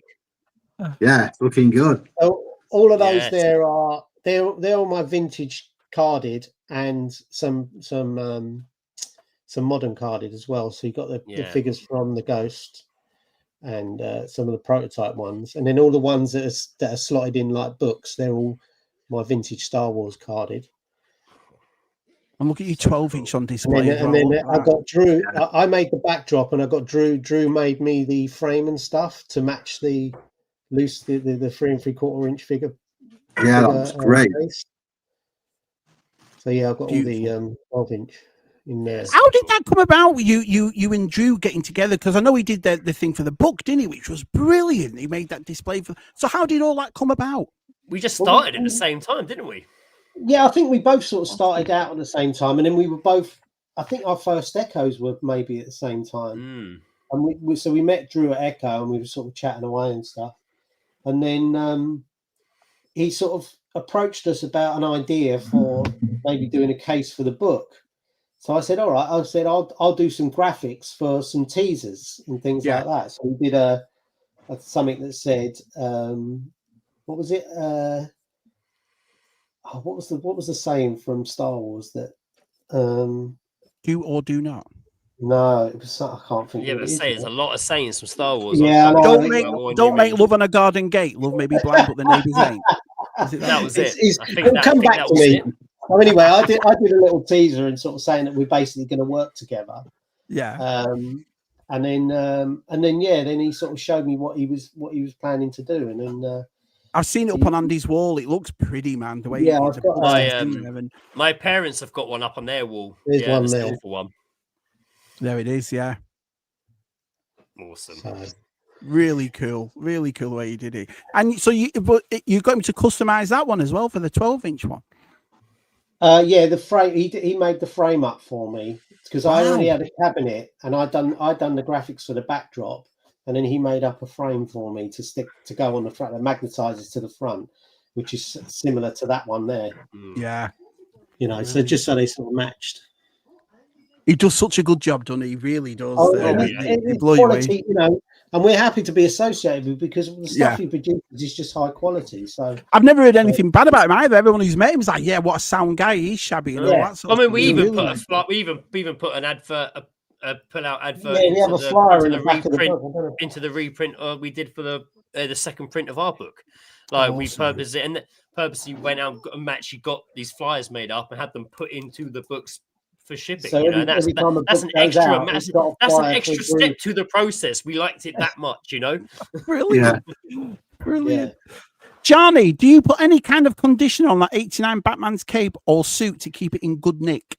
I Air don't conditioner. because I've never had that issue with pleather. I think it all depends on what sort of climate you're at. Different parts of the world, it'll affect it differently. But I've never had that issue here with anything like that, like pleather peeling and stuff like that. I just don't. But I'd imagine in sort of more humid climates or something like that, it maybe does affect the material. Yeah, it does here. Well, G-Force is in the same state as I am, so yeah, it does really bad over here. Yeah, I so mean, I I've got it think it all constant depends. fans on, air conditioning on, everything. Yeah. You know? Wow. So I think that does affect it, you know. Yeah. Lubricant. Look at him, lubricant. Just lots. There's of always time for lubricant. It's so hard to put out woodworking products of that quality, and he does a really good job. You know, I remember seeing the first the case for the 96, and I thought, wow, man, he's done a great job with that. That looks brilliant. I like the Vader head one he does. He does this Vader head as well, doesn't he? That'd be cut out Yes, of that. that's right. Yeah. Always wait to get one of them and fill it up with all the villains from Star Wars. That'd be great. Good, yeah. What's that side? He does like I've never seen this one side. What's this? He does like a. It's the same as like what this man's Vader on. head. Wow. Yeah. I mean, I think the backdrop is the actual Vader mask, isn't it? Behind Yeah. so you've got all the little shelves, but the backdrop to it is the Vader artwork. Yeah. His mask. Wow, that's absolutely brilliant. Brilliant. Anything else to show, boys, before we get on to the book? No. I was just sort of talking about bits in my collection. So these are some of my vintage Star Wars. So I have a rule that if it's from a certain film, then it has to be on that card back. I mean, Right. Boba Fett's an exception because I would have been happy with a Boba Fett on a Empire card, but I had the opportunity of getting this one, so I took that one. And there's a couple of others. So if it's a Jedi figure, it has to be on a Jedi card, and then obviously you got the Power of the Force slot. So Yeah. it focuses. That Bespin hand, that's my second favorite figure, the Bespin hand. I always that loved card that leading. one. And that was one of the first ones I'd got, actually. So cool. So cool. But that's good. So that's how you look for me. It has to be the image and the figure has to be from that specific movie then. If it's a character from Empire, it has to be on an Empire card. If it's a character from Star Wars, the only exception, like I say, is that Boba Fett one. I'm just going to answer Q. Have you ever thought of releasing it? The book is released. If you go to where we saw it, if you go to Facebook and Instagram, type in ReadFive, you'll see where to get the book, Q, so you can get it. So awesome. Yeah, we're going to be showing pictures of the next one, Q. So it's awesome. Best spin Des. Yeah, his best spin Des. There it is. Go. There it is. I'll just make you bigger a sec. So that is it, Q, right there. And it's honestly, Q, honestly, it is perfect, my friend. Well worth it. Really is. Oh, boom. There you go. Awesome. Absolutely awesome. Can't carry it for too long. I've got some new things here. Wait to see these, Si. Wait to see these. Let's have Before we do that, I want to show my Johnny 5. I do love my Johnny 5. Oh, let's just make you bigger. That was one that I bought 3D printed and painted myself, but I love it so much. He's not screen accurate and he's just magnets, but I love it. It's so hard. It's hard to find a decent Johnny 5. It's hard to find. Yeah. So I've got because the film was like mega racist? Oh, yeah, probably. Especially the second one. Yeah. What's it say? That's one of those. And then I've got Alf. And then I've got Alf as well. Let's have a look at you, Alf. I do love Alf. I can't remember the last time I watched Short Circuit. When was the last time you watched Short Circuit? Oh, I've watched both of them this year alone. I love them. The second one is better than the first, isn't it? I love the second. I love Short. I think in my Instagram, my Instagram profile, I'm down as what's my Instagram profile? I'm down as I'm not racist though, but I've got it as ReadFive Designs. Racist. I've got ReadFive Designs, All Seeing Guys podcast, Stars Not Birds, one of my bands, Dice Rollers, my other music project, and then Star Wars, Toy Photographer, and Short Circuit 2 Enthusiast is what I have as my listings. Wow. I remembered the quote. Go on. Go on then. The quote was, "I've got a bad feeling about this." But we crossed out bad and put good. Good. Oh, nice. Absolutely. The old switcheroo. I've got some pictures here. So this is what's coming up. And first of all, on behalf of me and Si, thank you so much for sharing all this new knowledge and everything about the new book. Honestly, I never would have expected you to show it on here. So we really appreciate it. Thanks, fellas. That's awesome. And there it is. So it's the Star Wars Toy Guide Volume 2, Kenner Creatures and Playsets. So is this something you always knew you were going to do with the second one? Because I know we've talked about it before, but well, it was always going to be in one, but it wouldn't all fit. Right. We did. Yeah, it was one of those things where you soon realize you can't fit everything into one book, and ultimately you can't have a volume 1 without volume 2. Mm-hmm. So, It may even be volume 2 and volume 3. So we might be going through a trilogy. So and it's going to be exactly the same size, exactly. So in other words, you can library them. You know what I mean? Put them together. Yeah, and so exactly. It's going to be exactly the same spec as the other. The only thing, the page numbers might change depending on content. But yeah. But I think for me, I'd rather have your books sporadic like this instead of like one big volume full of everything. It's to separate it down. I think that one. But then obviously, you don't want to be carrying a big lump about all the time. I mean, it's big enough as it is, but it would have been such hard work as well, because we obviously made some great friends like yourselves and built some great relationships through the first book. So that obviously helped us gather more information and get photos of rare figures. Now we're getting into volume 2. It's a bit different now. Now we're not the new kids on the block anymore. Now we can be a bit more like, right, we need this, who can help, and people are more willing to help. And actually, this might be used in the book. Oh hell yeah, I've got that. Like, it's actually made it a bit more. We don't have to go knocking on doors anymore. The doors are open. It's actually been a big help, Well, that goes back to what we were saying at the start, wasn't it? When we were saying, would you find this one a bit easy? So in that circumstance, that's brilliant, isn't it? Because now people say, no problem. They know who you are. They know the first book. So they're willing to do that. That does help big time. Yeah, I mean, it doesn't necessarily. You can never help the amount of work that's got to go into it, because ultimately you're after. We're after a standard, and we're after a level of quality and stuff like that. So that sort of thing takes time. So the layout is more or less like the first, isn't it? So everything this is an example of say Jabba the Hutt, and this is a typical page where we'll list all the elements that you would need for Jabba the Hutt and all the bits that separate and stuff like that. So if you're getting, and then you can use this as a reference if you bought a set and you think something's missing, then it'll help you out, and it'll give you a full list on the left hand side, and it'll even list what's in each baggie. So if you when the set come, they were bagged up in certain packets, and it will tell you what was in that pack and what was in that pack, and so on and so forth. Did you go through that old myth as well? What's a play set and what is it? Remember Tez making that video years ago? We do have. Because I regard that as a play set. I do. You know what I mean? It's got the But it's actually called playset, Jabba the Hutt playset, isn't it? Yeah, it is. You're exactly right. Yeah. Right. And can I ask you a question? When you made your first book, I remember you both saying it was quite a struggle to get all these figures in, to get them photographed for your book.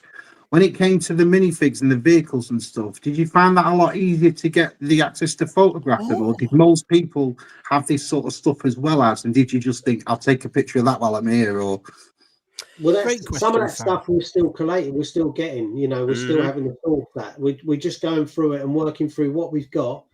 We'll photograph that, make up the pages for all of that, and then we'll start sourcing stuff again. It's sort of an ongoing process at the moment. So we're still, we've probably done over half the items that are needed for the book, but then there's still other items that we'll need. But we have got contacts now, and we know that we can contact them and arrange to go and shoot stuff or whatever that we need to get hold of, So and it was never as simple as like at the moment.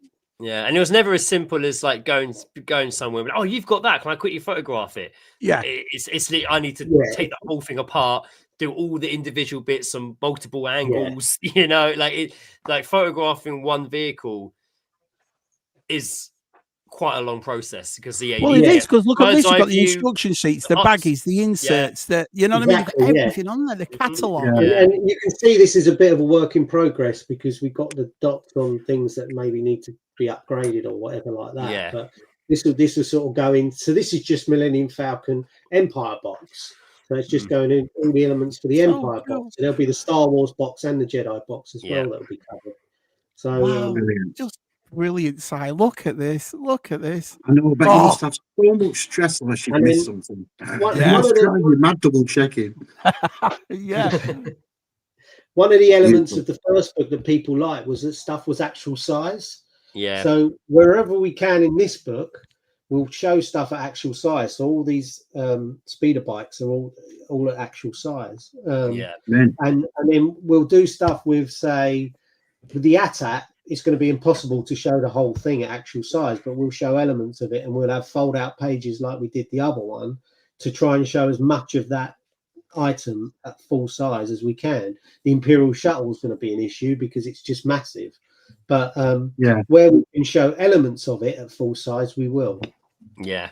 Just brilliant. And did Yeah. it work in the same way as a process? So you'll go to them or they'll send you it out? Because I remember the first I think one, yeah, you I went mean, to a lot some of- people sent you stuff, that kind of thing. yeah, some stuff I've got given to me or sent to me, and then we shoot it and include it. And but the thing is, you're always reluctant to send it back because there might be pickup shots that you need to do as well. There might be something you Yeah. missed, or there might be an action feature that you wanted to show in a slightly different way, or something like that, or you need another shot for it. So it's just one of those things where you sort of have to just build it up, and then you have to go back and refine, and you just keep going through that process. That photo right there, it's our childhood, isn't it? Right there. You know what I mean? Yeah. I would say 9 out of 10 of us in the chat as well. We all had that. Look at that. Yeah. Just so cool. It's just brilliant. So this will be a typical spread where we'll show all the features, say, of a vehicle or playset or whatever. I mean, some might be over a couple of spreads or whatever, you know, but we'll pick out elements that were advertised on the box as, say, you know, this has got lights and sound, and then it will show you how all the battery pack worked and what the features of the wings coming off and how you put the figure into it and everything like that. So whatever we can break down, we will. Si, what can you say, Si? Again, you just So going through good. these pages, be so looking forward to getting this one as well, aren't you? As much as the last one. I know. Yeah. I mean, honestly, and I'm not. It must sound a bit biased because I've got you both on, but you generally get excited when you see pictures like this. Like, no way, you know what I mean? It's absolutely superb. Love it.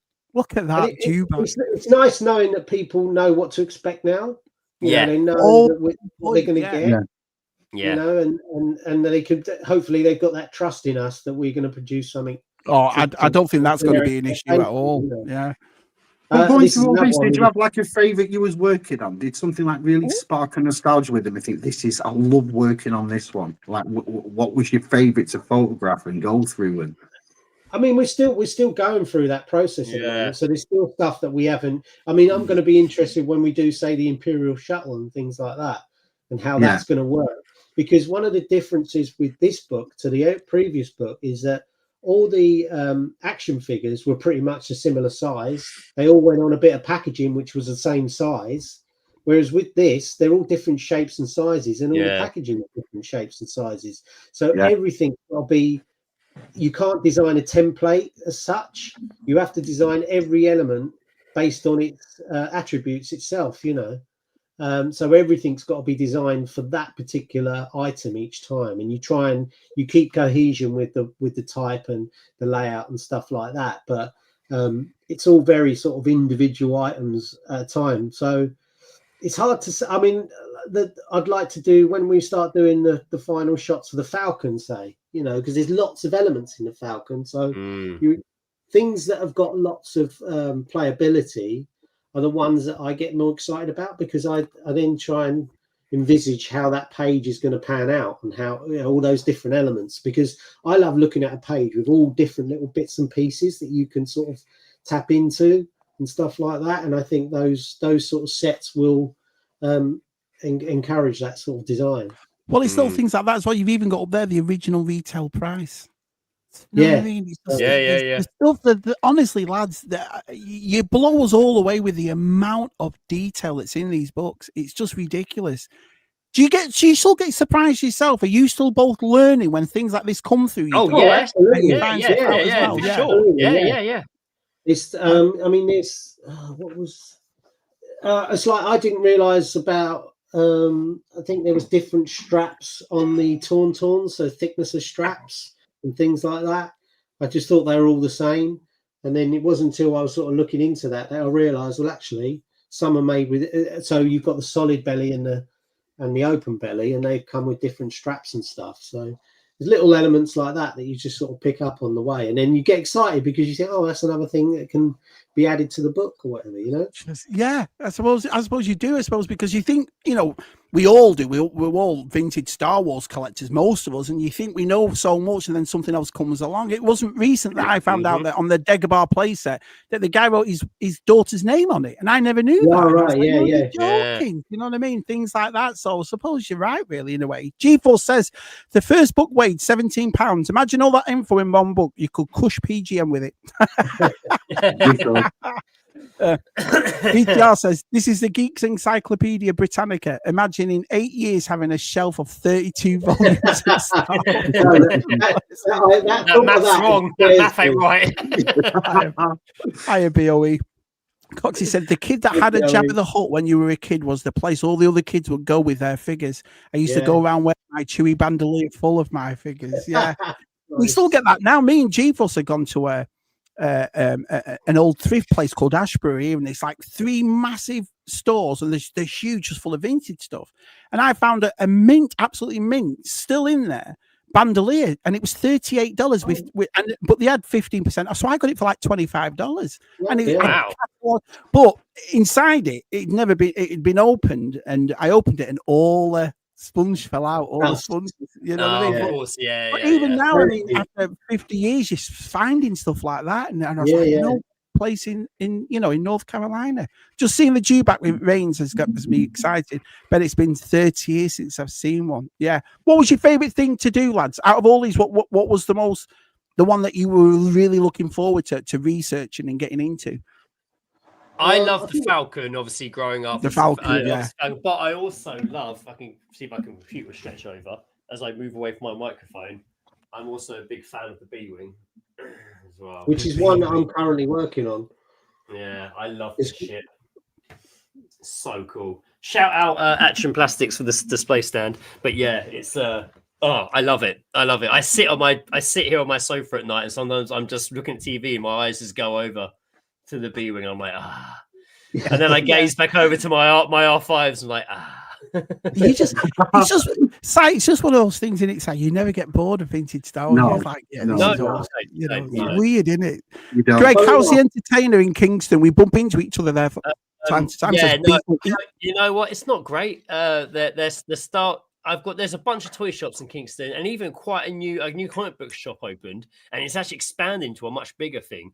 But they're just still not nailing Star Wars figures. It's just in Kingston. The entertainer's a bit like there's not much in there at the moment, if I'm being perfectly honest. And just toy shops in Kingston as a whole, at one point they really pushed Star Wars, but now it's all just there's not much really to.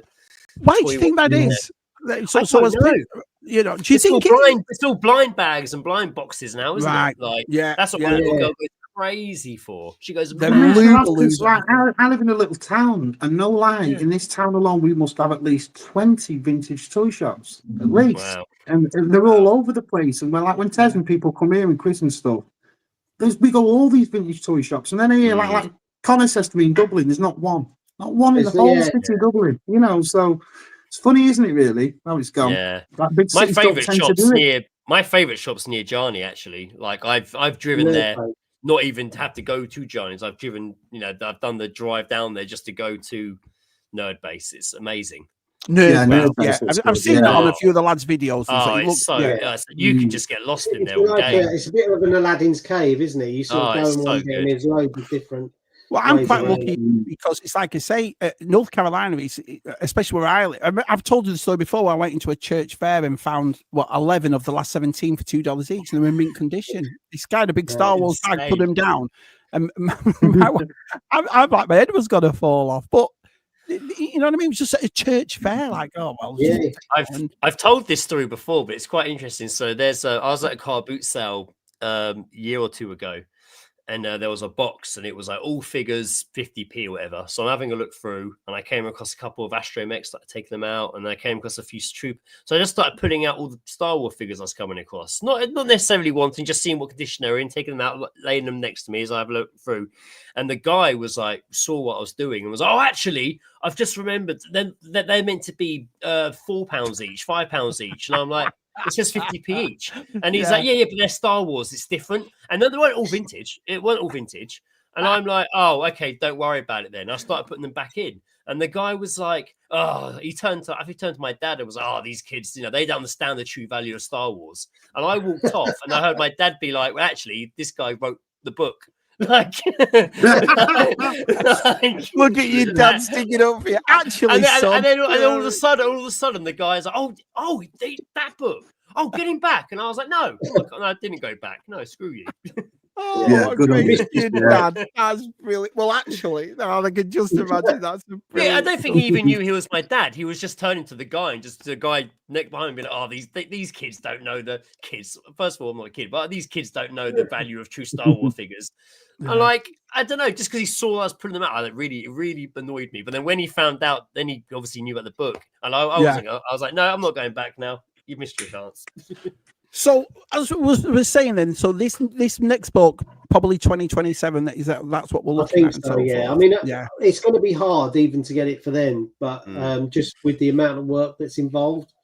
But we need to set ourselves those targets in order to try and hit something, Yeah, and we don't have a lockdown this time, No, that's right. I mean, we have full-time jobs.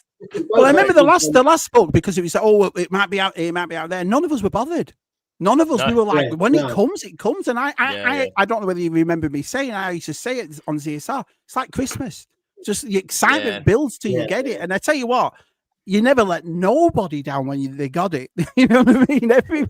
Everybody was like, what we did have the added pressure of that we had people's money at the time, because the Kickstarter people had paid money to the Kickstarter and stuff. So we had that added pressure. But that's one reason why we were so communicative and out there and letting people know exactly where we were every step of the way and why things were delayed and stuff like that, because we were conscious of that sort of thing. Whereas now you can be a bit more relaxed about it, but at the same time we do want to get the book done and get it out, so that makes sense. That makes your own targets in order to hit those deadlines, really. But again, it's like what we said before, going back to what I was saying. Now people will understand that because you've done the first book and they've got it and all that. So if it happened again, we might have to push it a couple of months. I don't think anyone's going to be fair enough. Well, they haven't got the money this time, so we're not sitting with their money at the moment. So I understand what you're saying. It's that people can appreciate what went into the first one, so they. And we want to get it right as well, So, GeForce said the same thing, because I remember you had the YouTube channel as well, and you always you always kept people in the loop, always through email, through Facebook, and he said the communication was excellent. We knew every step. You're exactly right. Yeah, that's one thing you did do. Do you know what I mean? And that was great feedback from people, because I said when we would do those updates, it would be a nervous and exciting time. Right, time to do the next update to let everyone know where we are. I'll be sitting there like, this time I've got to tell them that we've had to delay a bit because we're trying to sort something out. So you try and write it in a way that is still exciting, even though it's so news. But the responses you would get a lot of the time would be like, oh wow, thanks for the update. I feel like we've been involved. I feel like we're part of it, and that was a nice thing to have. You want that. You want people to feel like they can see what their money's doing and they're involved, and they know they're going to be named in it at the end. And it was just a really nice feeling of just like support and just all grouping together, and everyone. And I like that people felt they were part of the process. I like that they felt that, because that was important, and that helped push us on. That sort of response helps us push on, and we're keen to get to work harder and get it done. Well, that was the response, really. If you remember, Si, as well, from when people getting the book, they were all saying, "When's the next one?" As soon as they were getting it, you know what I mean? Yeah. Did you take a bit of a breather then before you jumped into this one? Say, hang on a minute. Absolutely, we did. I mean, the trouble is, it is an intense process, and it takes a lot of your time and a lot of family time and all that sort of thing. Yeah, but it does. You do need to take that time out afterwards, just to sort of relax and take a breath, and then you get back into it. Once. I mean, speaking for myself, once I'm back into it, I'm I'm in that mode of getting it done, and I'll just keep working to get it done. So it was well worth the wait, says BOE, for the volume 1, and to even get a mention was just the icing on the cake. I agree, 100% agree with that. You're welcome, BOE. Thank you. Anytime. Oh, you just like I said, you couldn't go wrong. But anyway, there you have it. There is ReadFive Designs on Tub Thumpers.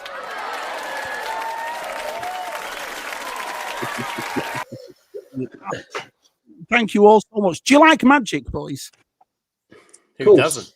Well, here we go.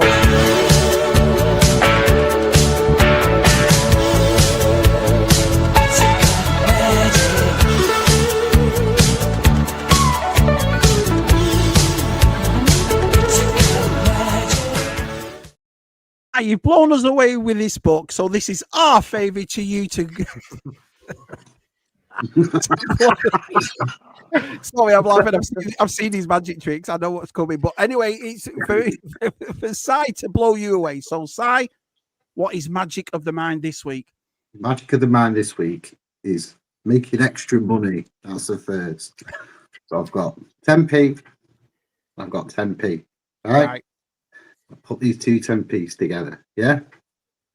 20 pence. Right. Clap my hands like this. Oh, drop one. Clap my hands like this. Yeah.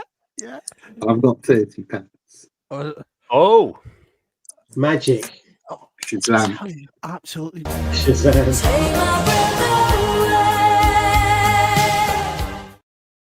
Take my breath away, Si. How did you do that this week, Si? Powers of Sorcerer Supreme. Amazing. I'm glad you can do that, Si. Next time my electric bill comes, I'll say, Si, shake your hands. Just do it about 500 times. What an incredible finale until now.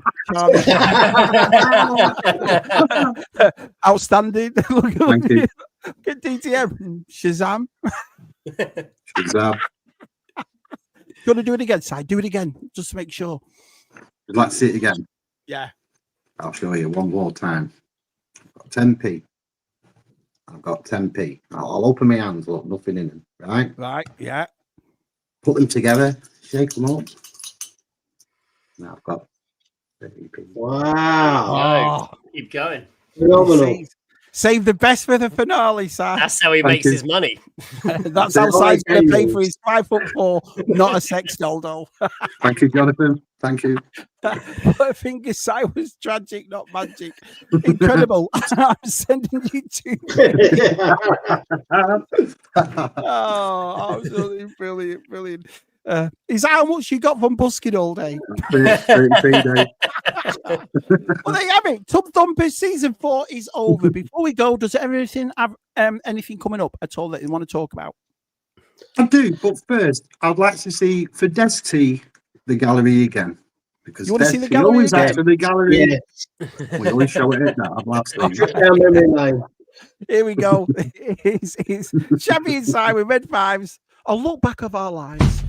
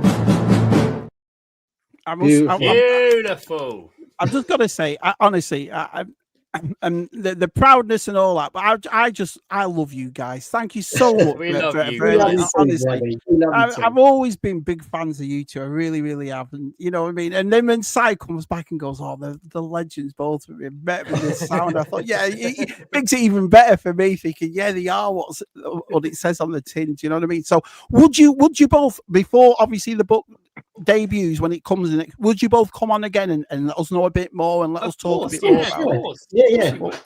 Yeah, I mean, we'd be happy to do that as things progress as well. You know, if we've got stuff to definitely, yeah. Absolutely. I always like to ask, because it's like I said, I like you both. I always have, and I don't want you to think, oh, we only get him on for that. No, I just, you know what I mean? I'm fully invested, like the first book. I always have been. It's been brilliant. Fantastic live stream, Shabby Si, Greg Gianni, and everyone in the chat. Great to catch up with Greg and Gianni. Yeah, it really is awesome, lads. Yeah, great show. I think everybody's enjoyed it tonight. We have ZSR tomorrow, and we've got Connor, Luke, and our Si's doing a ZSR tomorrow, so that'll be good. Yeah, and then on darkening the corners. Yeah, and then on Top 5 on Monday, Top 5 Season 2 starts, and I've got Damon and Palps on. That's a show I do every Monday when Tub Thumpers is finished, where we just go through people's top 5 in their collection and what they've got and the stories behind it and so forth. So, yeah. Greg, Gianni, anything to say before we go? Just thanks for having us. And I know it's been a long time for us having been on streams and whatnot, but it's only because we've been busy ourselves and life takes over sometimes. It's not like, you know.